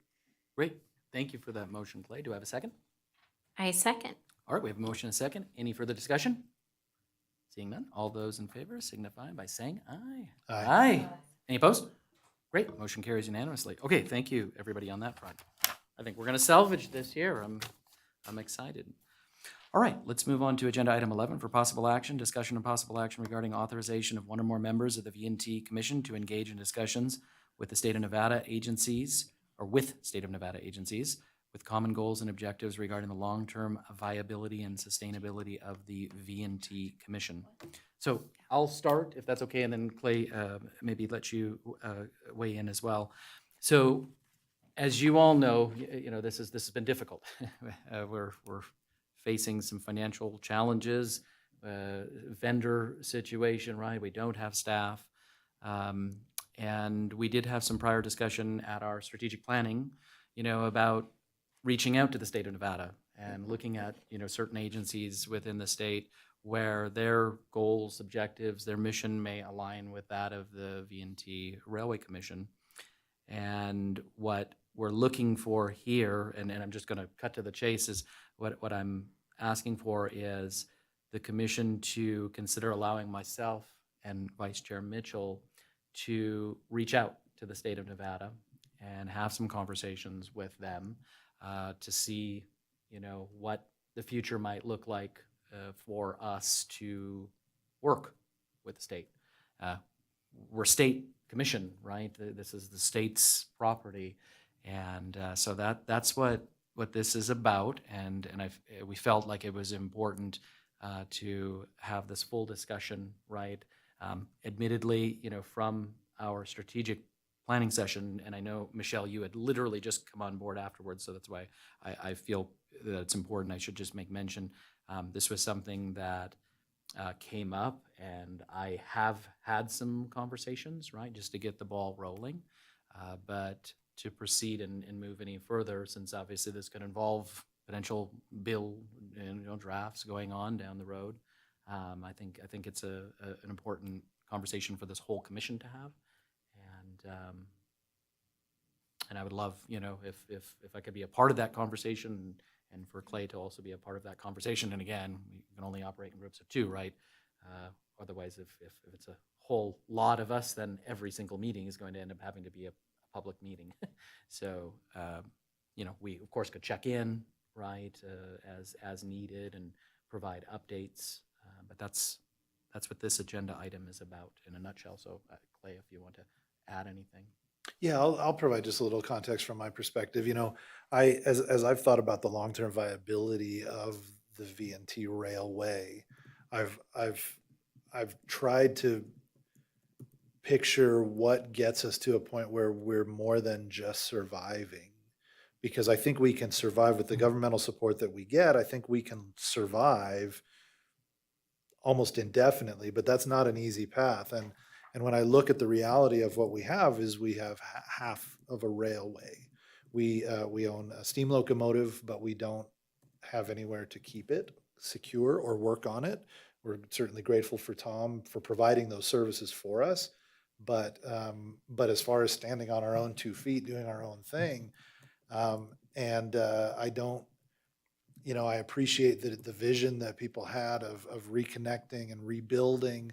I find it very difficult to figure out how this railway would reach downtown Carson City. I don't see an easy path to reconstruct that right-of-way. Certainly, it could be pushed further down into the canyon, but that doesn't get us to the population center. And my realization or my opinion on it is that to really make it stand on its own, to have it be a complete functioning system without the symbiosis that we have with Tom, I don't, it's either going to take massive philanthropy or massive political will for public funding, taxes or some other way of funding it far beyond where we are now. And my read of the lay of the land is that will is not there. And so the question becomes, how do we come up with a long-term sustainability plan for this, given the constraints that we have? And I think it's worth discussing. There are departments in the state that operate other rail-related museum properties. And to me, it makes a lot of sense to look at and say, is there common cause? Does it make sense to have them handle a lot of the administration, which may not change the involvement of the local jurisdictions, or it may change it in some way? Doesn't mean they wouldn't be involved at all, but it changes the overall. That I feel like we're an orphan commission. We're kind of sitting out here. We've been authorized, but not really. We have ways to provide for our needs as far as funding, as far as staffing, and as far as legal representation, but it's not built in. And so we have to provide all of that, and it becomes cumbersome. And if there are ways to streamline that, I think it's worth exploring.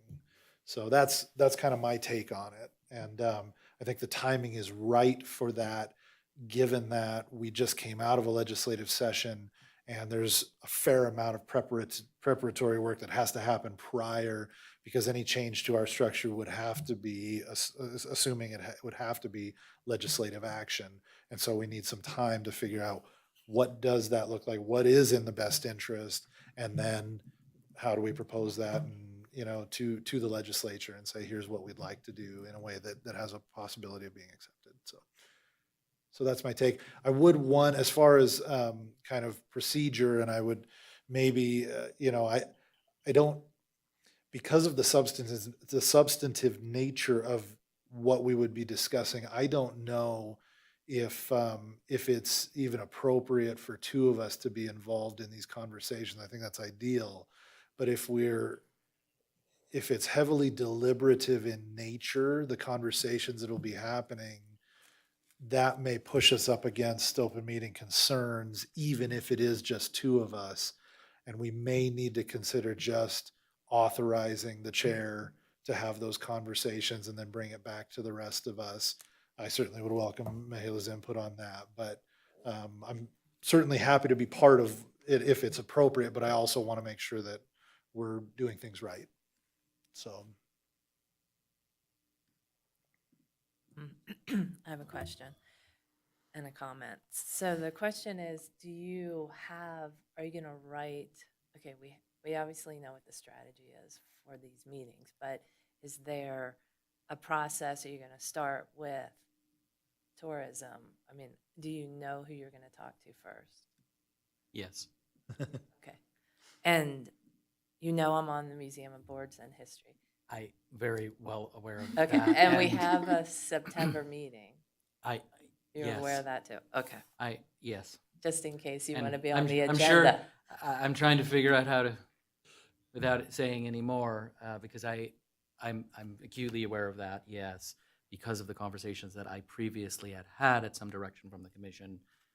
I am aware of those upcoming meetings, and that is the concern that I had about moving forward, knowing that the Division of Museums and History Board of Directors, of which you sit on, and they need to be aware, if it's, they need to weigh in on this, absolutely, but I think we need to start with staff, though, first, just to even see, is this something that would make sense structurally before then getting into the DMH, because you guys are full open meeting law, right? And having had you guys underneath me before, right, on the DTCA level, I'm also aware that it is possible to have committees of one from DMH side of things which would be great, but then I don't know if it's a conflict of interest because you're here and you're there, right? Yeah.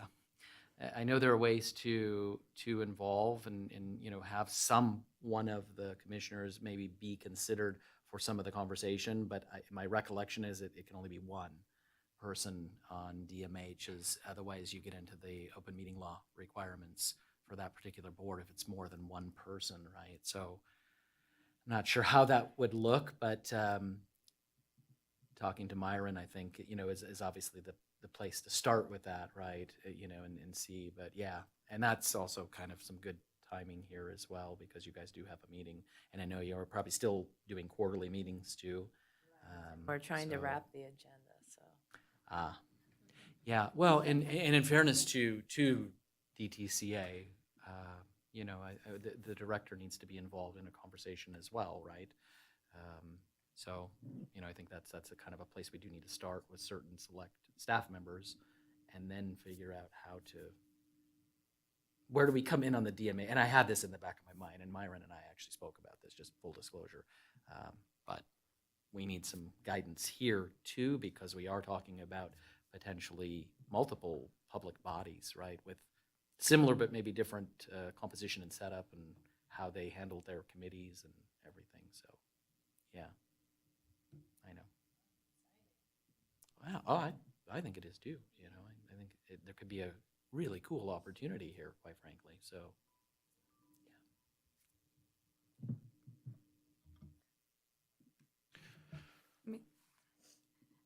Just because Commissioner Mitchell mentioned the possible implications of open meeting law and directly mentioned my name, if you'd like me to talk a little bit about the requirements, I'd be happy to do it now. please. Yeah. If it's for the purposes of merely fact-finding, any group of more than one commissioner would have, it's not covered by open meeting law. But if you have more than one member that constitutes a group, it doesn't have to be a formal one, appointed in a meeting. It can be even informal. But there is a risk that this group would go and have communications with another public body and then come back with recommendations for the commission, for the parent body, then that would be subject to open meeting law. And that would require notice, minutes, and recording of those conversations. Given that this is where we're starting this process, the way this agenda item was created was for the appointment on one, possibly more than one member. And the way you can look at it is the stages that you are at in this process. If you'd like one member to start the negotiations and come back at the next meeting and provide a report, and then based on where you are, you think that it may be more appropriate to have more than one member at that point in time, and it's more for, either involving open meeting law or just for mere fact-finding, you can decide that later on. I would also be happy to look at various nuances that exist, and when you're prepared to have more than one member, I can present to you whether there are any dangers of open meeting law. So this is my suggestion to you today. If there's two members, and unfortunately we're here in a situation where we don't have staff, right? If we had one member plus staff, then it wouldn't involve open meeting. But if you have more than two and you think that it's going to require you to go and speak with another body and then deliberate and make recommendations back to the commission, then you are going up against open meeting law. And to clarify, that's if two of us. Right, Yeah. if it's two of us. If it's just one member that is either authorized or delegated by the commission, or maybe even on its own, decides to do his own investigation and come back and report back to the commission, then open meeting law is not implicated. And it's a very gray area, and as I said, I will probably need a little bit more time to do some research, and it could be very fact specific. So if you know what you're looking at and what you want to do, maybe at that point we can address whether one member versus two members would be more appropriate.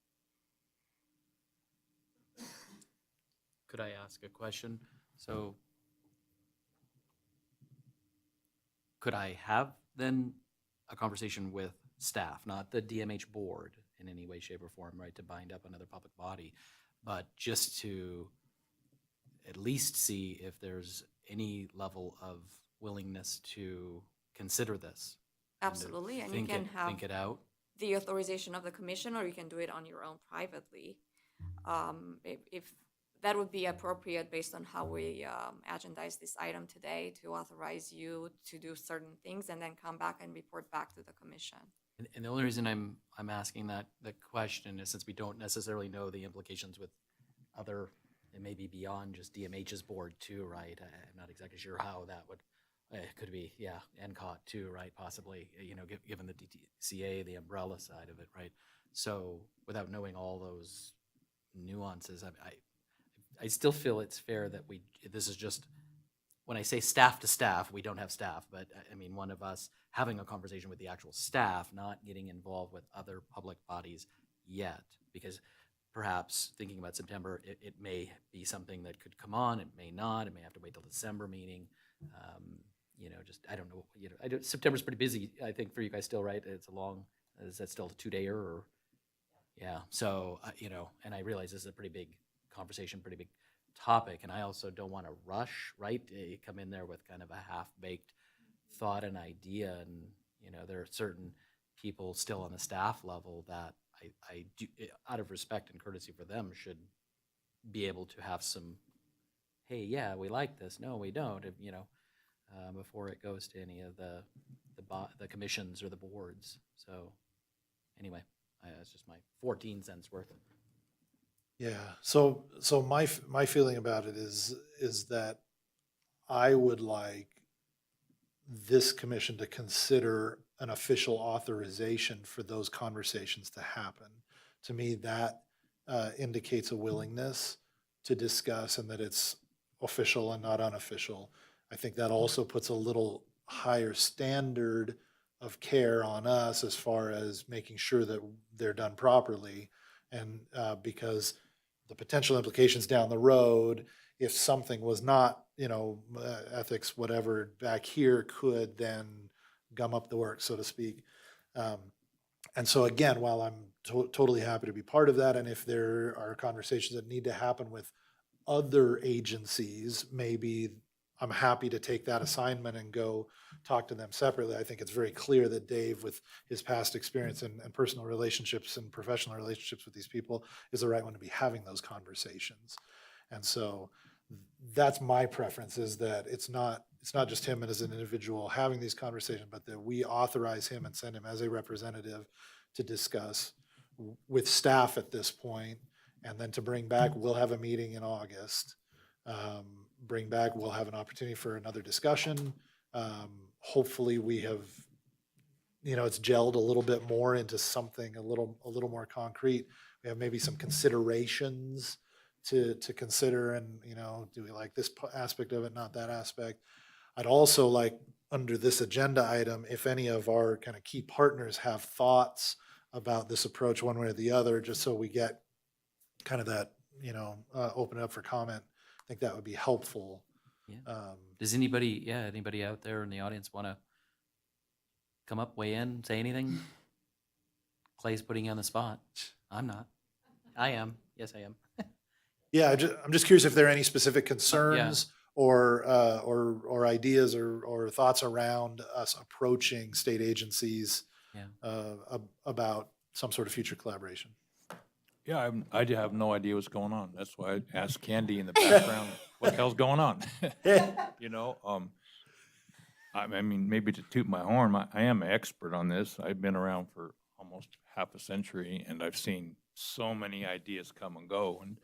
And mostly they're just like, I go, what the heck's going on? That's why I come to some of these meetings. But might be a good idea. I don't know what you're doing. That's all I can say. If you want my input, I could give you my input as things go. And I'm not part of the commission here, so I don't violate any open meeting laws. Right. I've Tom known could a be lot a part of the different meeting, right? people on the boards, Yeah. but I mean, I think that's fair. for me, the main thing is what to do with the top end of this thing, you know, that's the Right. big deal, in my opinion. But, yeah, Okay. there you go. Yeah, no, if you're willing, Tom, to be a part of some conversations with that organization, that'd be awesome. Yeah, go ahead, Michelle. Then What organization? the, Department of Tourism and Cultural Affairs is who we would be engaging with. And that's different than the museums? No, DMH sits underneath, that's one of the sister agencies underneath DTCA. So DMH and the board, right, is all ladders up, right? You got tourism, arts council, Indian Commission, and then museums and history, yeah. so my question is, if you were, you know, I guess to Clay's point, we really need to get closer to town or an attraction. Here was my question. How could we extend, knowing it's not, maybe it's not possible to extend? Am I even allowed to ask this question, I guess? I can answer your question without asking it if you want. It depends, we haven't heard the question yet, but Okay. I would say ask the question, and then Mahela will tell Yeah. us if so Michelle's getting to a question, but wants to know if it's fair to ask the question. Yeah, So I think she I needs to don't ask the even know question. what You I'm can say if allowed to it's ask. on agenda item topic, yeah or not. So to extend, I guess I'm talking about extending the line. And what does that, where would we go next if that was, we Well, can't, okay. You have to go through the canyon. That's, you know, besides the Virginia City part and some other sections, that's the most beautiful part, you know, to bring people from, why would you want to drive over the Sierras to come and ride this train? You know? Right. You got a beautiful, you know, the only river we have in the state. The Humboldt dries up most of the time. So, you know, one of the potential depot sites was by the golf course there. There's some beautiful cottonwood trees, you know, and, you know, the right-of-way between downtown is pretty much taken up. But Right. there might be an avenue. I might be really too late for that. But, you know, that would have been the home run. That was the whole idea originally, to get to the old roundhouse. That was the most significant structure in the West, you know, and certainly the state here, right adjacent to the state capitol, state museums. You know, that was the home run. You know, maybe we can hit a double though. You know. Well, knowing that it did go out to the Stewart Indian School, is that a possibility? I think that's probably the best possibility. You know, there's the prison and all that's not so developed, and yeah, that's an amazing place. I took a lot of classes out Because, there. yeah, they're getting very good visitation right now, so just a thought. And it's closer to the Railroad Museum, so, you know, little synergies. Okay. Yeah, well, and certainly, you know, those things are all on the table. It's just, again, I look at our current sources of funding, right? And we're not even close, you know, we're not even close to being able to, like, we're able to kind of keep things moving along. We keep up with the maintenance fairly well on what we've got, you know, but again, you know, our depot is functional, but not, you know, kind of semi-permanent, right? Right. We don't really have a place to house the steam locomotive that the commission owns, or to work on it, to maintain it. You know, we have a lot of capital needs that are going to take some substantial source of additional funding beyond what we're doing right now. I mean, even if we're running 100% full trains, it's, you know, it's so incremental compared to the cost of doing substantial increases to the system that, you know, and so those are, and certainly if there's buy-in at the state level, you know, there's state properties, you know, I mean, there's a lot of synergy that could happen, but again, that's a little above our pay grade, if you will. Well, I just bring it up because that's a whole different body that Dave would be talking with Sure. out at Stewart. Oh, yeah, oh, agreed, yeah, then we're dealing with Nick, right, yeah, and I certainly, that wasn't what I was thinking of now, by any stretch of the imagination, right, because I mean, I don't know what rail is, $1.5 million, $2 million a mile maybe to put in, I mean, we're talking about tens of, Or, yeah, probably cost more, yeah. So, I mean, that's tens of millions of dollars, right? I think we're just trying to figure out beyond our Band-Aid, efforts right now to get us, as we're panicking, the month before the end of the fiscal year going, oh my gosh, we're in a negative position. Yes, we did come back around with things, materializing with the revenues coming in, but yeah, I think we have some of those more immediate needs, before we're looking at massive infrastructure development, which I totally agree, would be amazing, to be able to enhance the experience that people have by going into the canyon, for sure, so. Might be nice to have sort of a rough plan, inexpensive, here's the map, hey, Mhm. here's a couple options, and everybody kind of sees that for Yeah, now or 10 years or 20 years from now. agreed. Yeah, and I'm hoping that there are some efficiencies that may be possible so that even if there is a commission, an advisory board of some kind, they can spend their time more on that stuff than having to figure out how are we going to get our minutes done, right? How are we going to get our agendas posted? Like the stuff that, if we can tap into existing systems and existing structures, then it allows it to be a little more of an aspirational body, more of a planning body, as opposed to just struggling to keep the thing running. That's my hope. That's my hope. I think too, then there's also more red tape, right? So we're pretty loose, except for when we get in trouble from Michaela. But every layer, just tourism, a board of museums and history, whatever museum might be interested in partnering, or Stored Indian School, you have Nevada Indian Commission. I mean, there's going to be all of these different layers. Yeah. And that's certainly something to consider. I mean, that has to be part of the conversation, right? That's the trade-off. The resources of the state come with the bureaucracy of the state. And, the hard part is if this commission were an agreement between Carson City and Story County, we would have a lot more flexibility than we do now. But because it was created by legislation, we are subject to the limits of that legislation. And then we have to operate, even though we're the ones that are responsible for making it happen, and so something different is worth exploring, in my opinion. I don't have a clear picture of this is what I think it should be, but we certainly have some options to explore, and I think that'll surface the good, the bad, and the ugly, and then we can say this is what we think is worth trying, worth pursuing. Yeah, good points. Nobody said it was ever going to be easy. It is. No, I agree. Just, yeah. I mean, we don't know what we don't know until we have some conversations and even see if, some things that maybe we think are possibilities are or they aren't, and, might lend itself to something we haven't thought of as the commission too, that might come out of the conversations that we could all have. So, yeah. And again, like I said, I'm not suggesting, trying to get in on individual commission or board agendas yet, because I just think there needs to be some staff conversation, right? So, anyway. Did I miss anything? Did we miss? You feel good, Clay? Yeah, I mean, I can make a motion if Sure, if we've yeah. had, if Go we for feel it. like we've exhausted the conversation on this. Yeah, no, I'm happy for a motion. So I move to authorize Chair Peterson to engage in discussions with state of Nevada agencies with common goals and objectives regarding the long-term viability and sustainability of the V&T Commission, and to report the results of those conversations back to the board. Okay. Thank you for that motion, Clay. Do I have a second? Don't fight. I Don't fight. second. Thank you for that second. We have a motion and a second.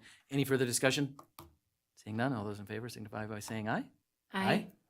Any opposed?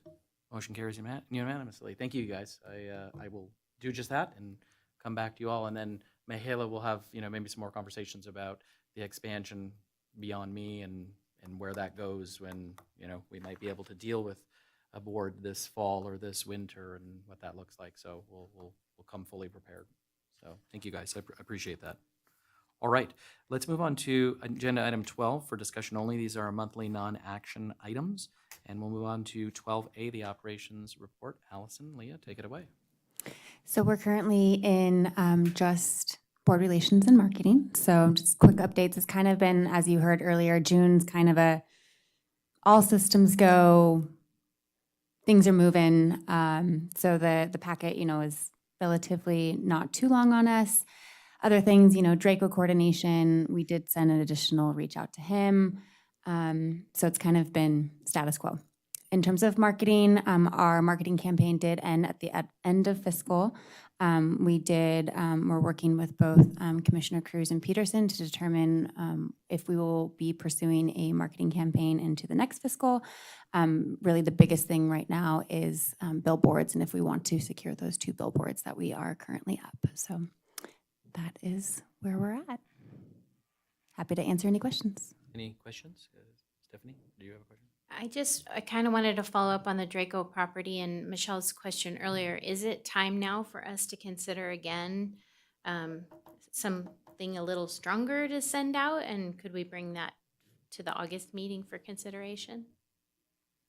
That's a legal question. Yeah, I defer to Mihaela. I just wanted to caution that this is a discussion-only item, and it's just part of the report, but your comments are welcome and well received. She's wonderful. Okay. All right. Any questions for Allison or Leah while they're here in front of you? Want to grill them, rake them over the coals? No? Well, either Leah for that matter. I mean, we don't have to choose between the two of you. All right. Thank you. Appreciate that. We will move on to 12B, train operations report. Tom, do you or Candy want to? Candy says, "You're the boss, Tom. You come up and talk." Well, you have somebody answering your phones and emails of the name of Candy, so it's going to be positive, very positive. And she's doing a great job down there. Seems to be working pretty good. It's pretty simple, Fixed a few things on the depot. The door wasn't working. Got the electrics working for the security cameras on the inside. Are the ones on the outside? Yeah. There's a The circuit ones breaker. that the Smith thing? Oh, super. They Okay, should cool. be on now. Oh. Well, That's great. and then we should probably get nighttime security on the Saturday nights at the trains there. The parking lot, Tom, I think we do per the Oh, are they high there? high Oh. whatever rail Oh, or okay, cool. flyers or whatever the name of the company is. Yeah. Let's see here. I forget, there's some other stuff. Hot chocolate thing is next, I think, to kind of work on and get that figured out. The parking lot's a big deal, but since I'm talking, the one thing, I don't know the finance part of it, but perhaps the Carson City entrance road could just be the potholes fixed at the entrance, and then the rest of that money used to do the dirt work to help make the parking lot bigger. And I think SNC just made a bid just to repave the existing and stripe, not to do any additional. So maybe that money could be taken from that part and it could be paved in 4 or 5 years from now. Just a quick idea. You're comfortable? Would you maybe Michelle and I will meet these guys, or you two could meet them because you do public work stuff. I shouldn't even be there, to be honest with you, but maybe if you two might be willing to go up, and Tom, you could go up too, because since I don't want to turn this into, but we're talking about operational stuff for the depot, Mihaela, but if you could be there too, and you guys walk through with Alex, or I don't know who all goes. From Who's that. Alex? He's from SNC? I think he's, Alex Faust is the, gosh, I don't know his title, but his name was on the original bid. The response, that we He's looked from at last SNC? month. He's from he'd SNC. be the guy to yeah, pay that for sure. Yeah, that would be great. And yeah, because I don't want to turn it into a whole conversation about the whole move the earth and all that stuff, but yeah, without knowing, maybe you're right. It was just based on the pavement as it was, in spite of. I feel like we talked about this, and I know we had a conversation about moving that thing so you could put the slurry underneath, right? And get that out of the way. And we said we'd like to add more parking spaces, but anyway, I don't know, but that would be great if you could be up there too. And I took the through rail this. bike sign down. I guess somebody requested that, but, and then on our rail bikes, the manufacturer has 8 electric rail bikes working now, so he's just kind of the prototypes, and I think they're on a flat railroad, but he showed me what he did, so that was good. The rail bike came with a flooring system, which was a surprise to me, so I improved it, and that's was an extra. It has a dual braking system. You know, the 4 seats. You don't have to spin the bike. So there's a lot of really good things I like about this bike so far. So once we get the final bike that we feel real comfortable with, then we'll order some and go from there. That's awesome. And then I'm still committed to coming up there, and I think it would be great, maybe one-on-one for each of us to go up. If and when you're ready, I know you're working on the electric motors, but just to take it out for a joyride or a spin, as Michelle would say. So, Yeah. When I put a tow bar in case it doesn't come back up.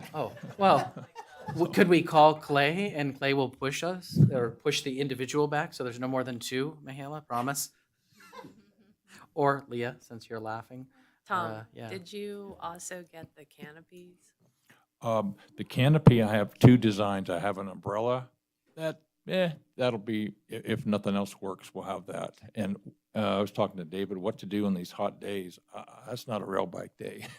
So it's either early morning or evenings. Yeah, that's when it's 95 or 100 down here. I don't think even a canopy is going to be that helpful. But so we'll figure out that schedule when the time comes. But that definitely was a huge concern. As far as the no jitney in Virginia City, we are getting that golf cart to come by, and he makes 5 or 6 trips. So that's kind of working pretty good. Most of the people walk up, and also the trains don't have air conditioning, so at 3 o'clock when we leave, we kind of cool off the trains. We'll move them all the way to the front of the depot, so we get people to stand underneath the trees instead of loading them on the street. So on super hot weather, that's been really helpful. And then as soon as the cars are moving, there's enough breeze, so it's a hot summer day, but it's not unbearable. So that works pretty good. That's great. Allison. He is correct. That wall is now working. So the only camera is the front one that's been sandblasted. So it's not an electrical thing. It's more that the camera itself really needs to be.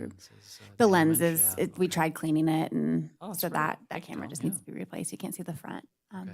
So yeah, he's right. Okay. Awesome. Are they working now? Yep. Okay. Yeah, Yeah. the electrics were off, so that was all it was. Great. Awesome. Yeah. Jeez. Simple. This is lovely. Thank you. Probably saved us $5,000 right there from some rewiring jobs. So. Yeah. Smith Electric was definitely in our wheelhouse this last month, so I'm glad we Yeah. can take that off. Yeah. No, thank you, Tom. Appreciate it. Tom, did you have anything else? Anything you want to add? Yeah, we're working on the Locomotive 100. That'll be our spare backup locomotive. I think that'll last for a lot of decades once we get it going. Hasn't run since 1984 or 5. So it's a modern locomotive, 1926. Ooh. Modern, yeah. That's funny. So. Thank you, Tom. Yeah, that's great. Does anybody have any questions for Tom? Tom, is there anything that should be on our radar as far as operations? Something we should look at? Maybe we need to get on an agenda in an upcoming meeting. Anything we're falling short on or need to consider? Hello? I think Allison addressed the gift shop stuff for the Polar Express. You wouldn't want to miss out on that. The parking lot, there's little facilities, things down there to do that need to be completed. I think the meetings with Polar coming up, solving that problem, and then, kind of with Michelle, with her board and other boards, as far as maybe the future of this, the main thing I see is to preserve, if there's a corridor that could be selected, preserve that corridor, if nothing else. You don't need to build on it, but it's just preserve that corridor and then time will take care of the rest. Well, and I can add, we mentioned a corridor. There's three of us involved, well, three primary entities. My organization plus Leah's plus Jan Vandermeid with Visit Carson Valley.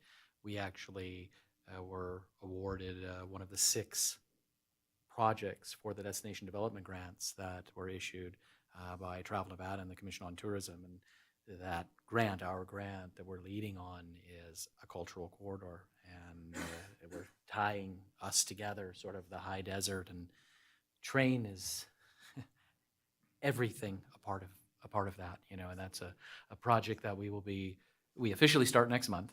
Actually, our meeting is this afternoon for our sister cohort from the first 3 that end next Monday, but we'll start that process, and we'll be applying for $2 million worth of potential grant funding for that. And so, yeah, so when you talk about a corridor, a cultural corridor concept, that's the whole basis of our concept, right? For, again, from Virginia City to Carson City, all the way through Douglas County, right? So I'm on that on a other hat, I guess, my head, but also this hat too, not letting go of the significance of the trains and the V&T, right, to this area. So.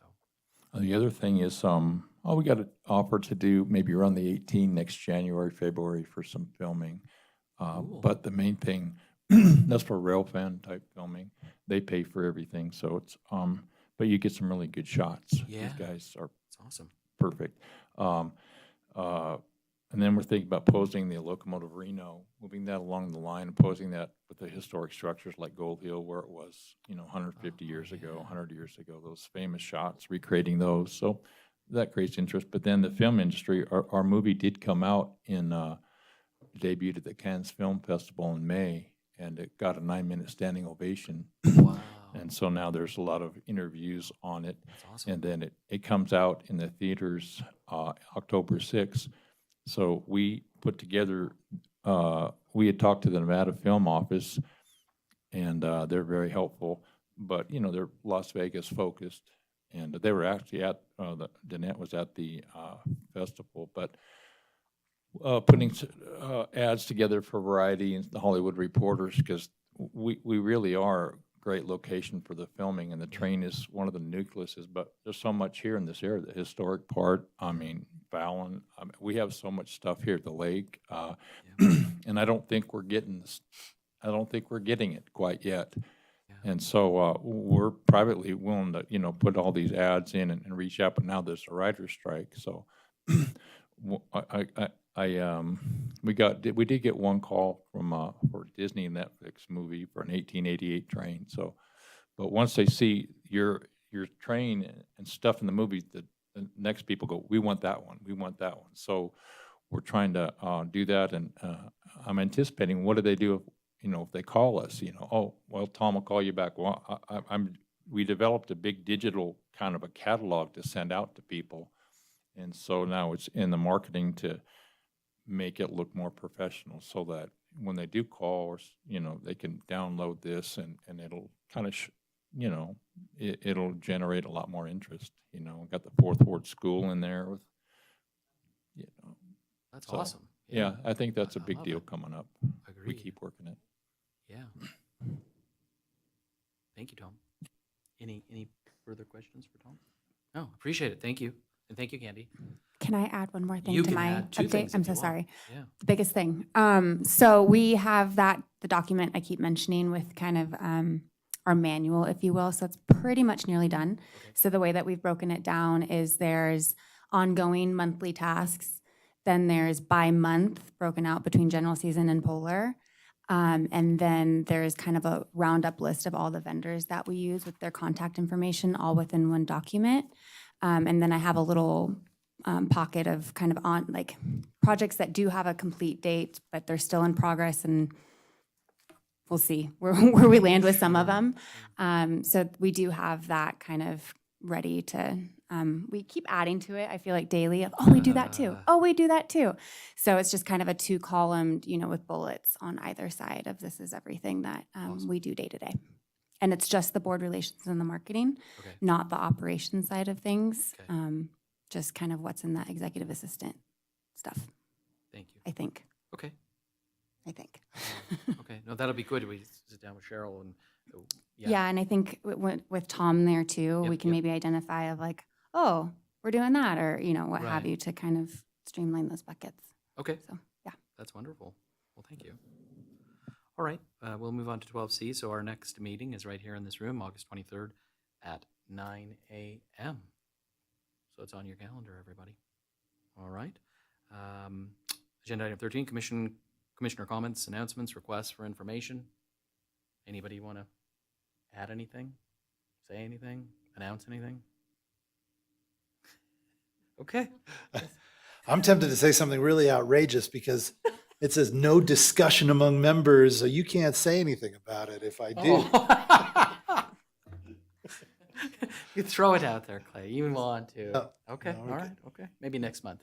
You won't be so shy, so, okay. Question. What month do we usually do the retreat? February. February. So Okay. after our numbers into Polar are due, then we kind of go straight into planning for the retreat.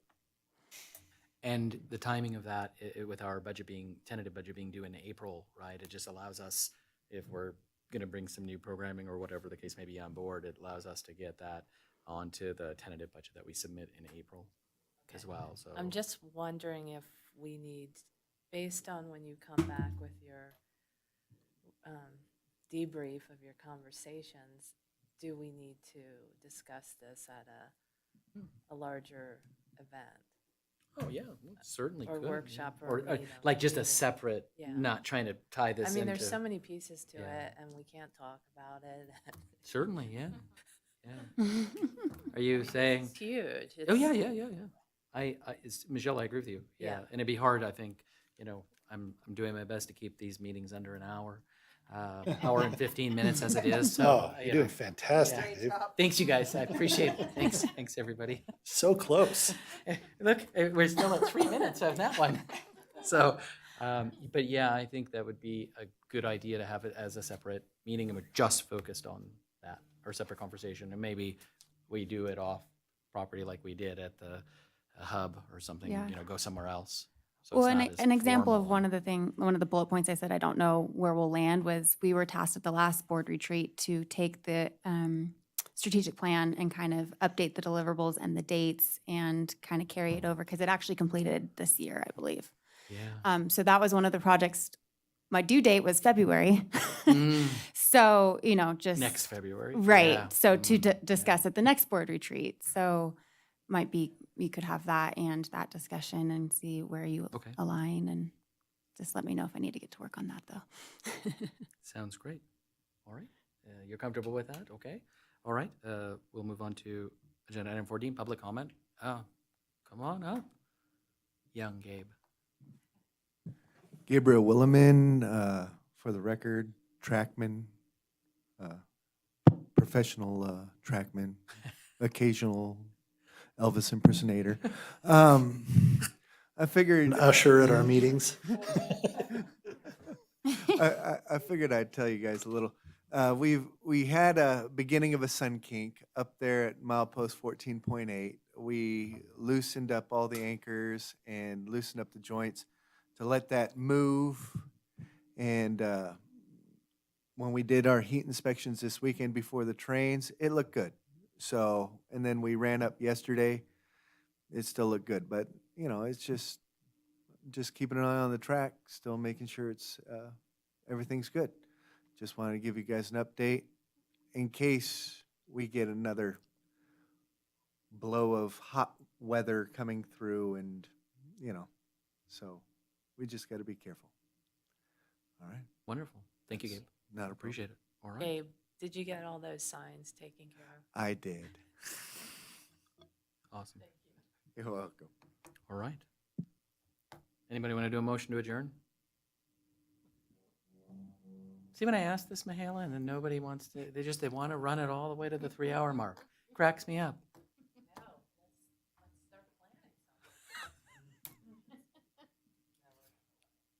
Go ahead. You do it. All right, so moved. We are adjourned. Thank you, everybody.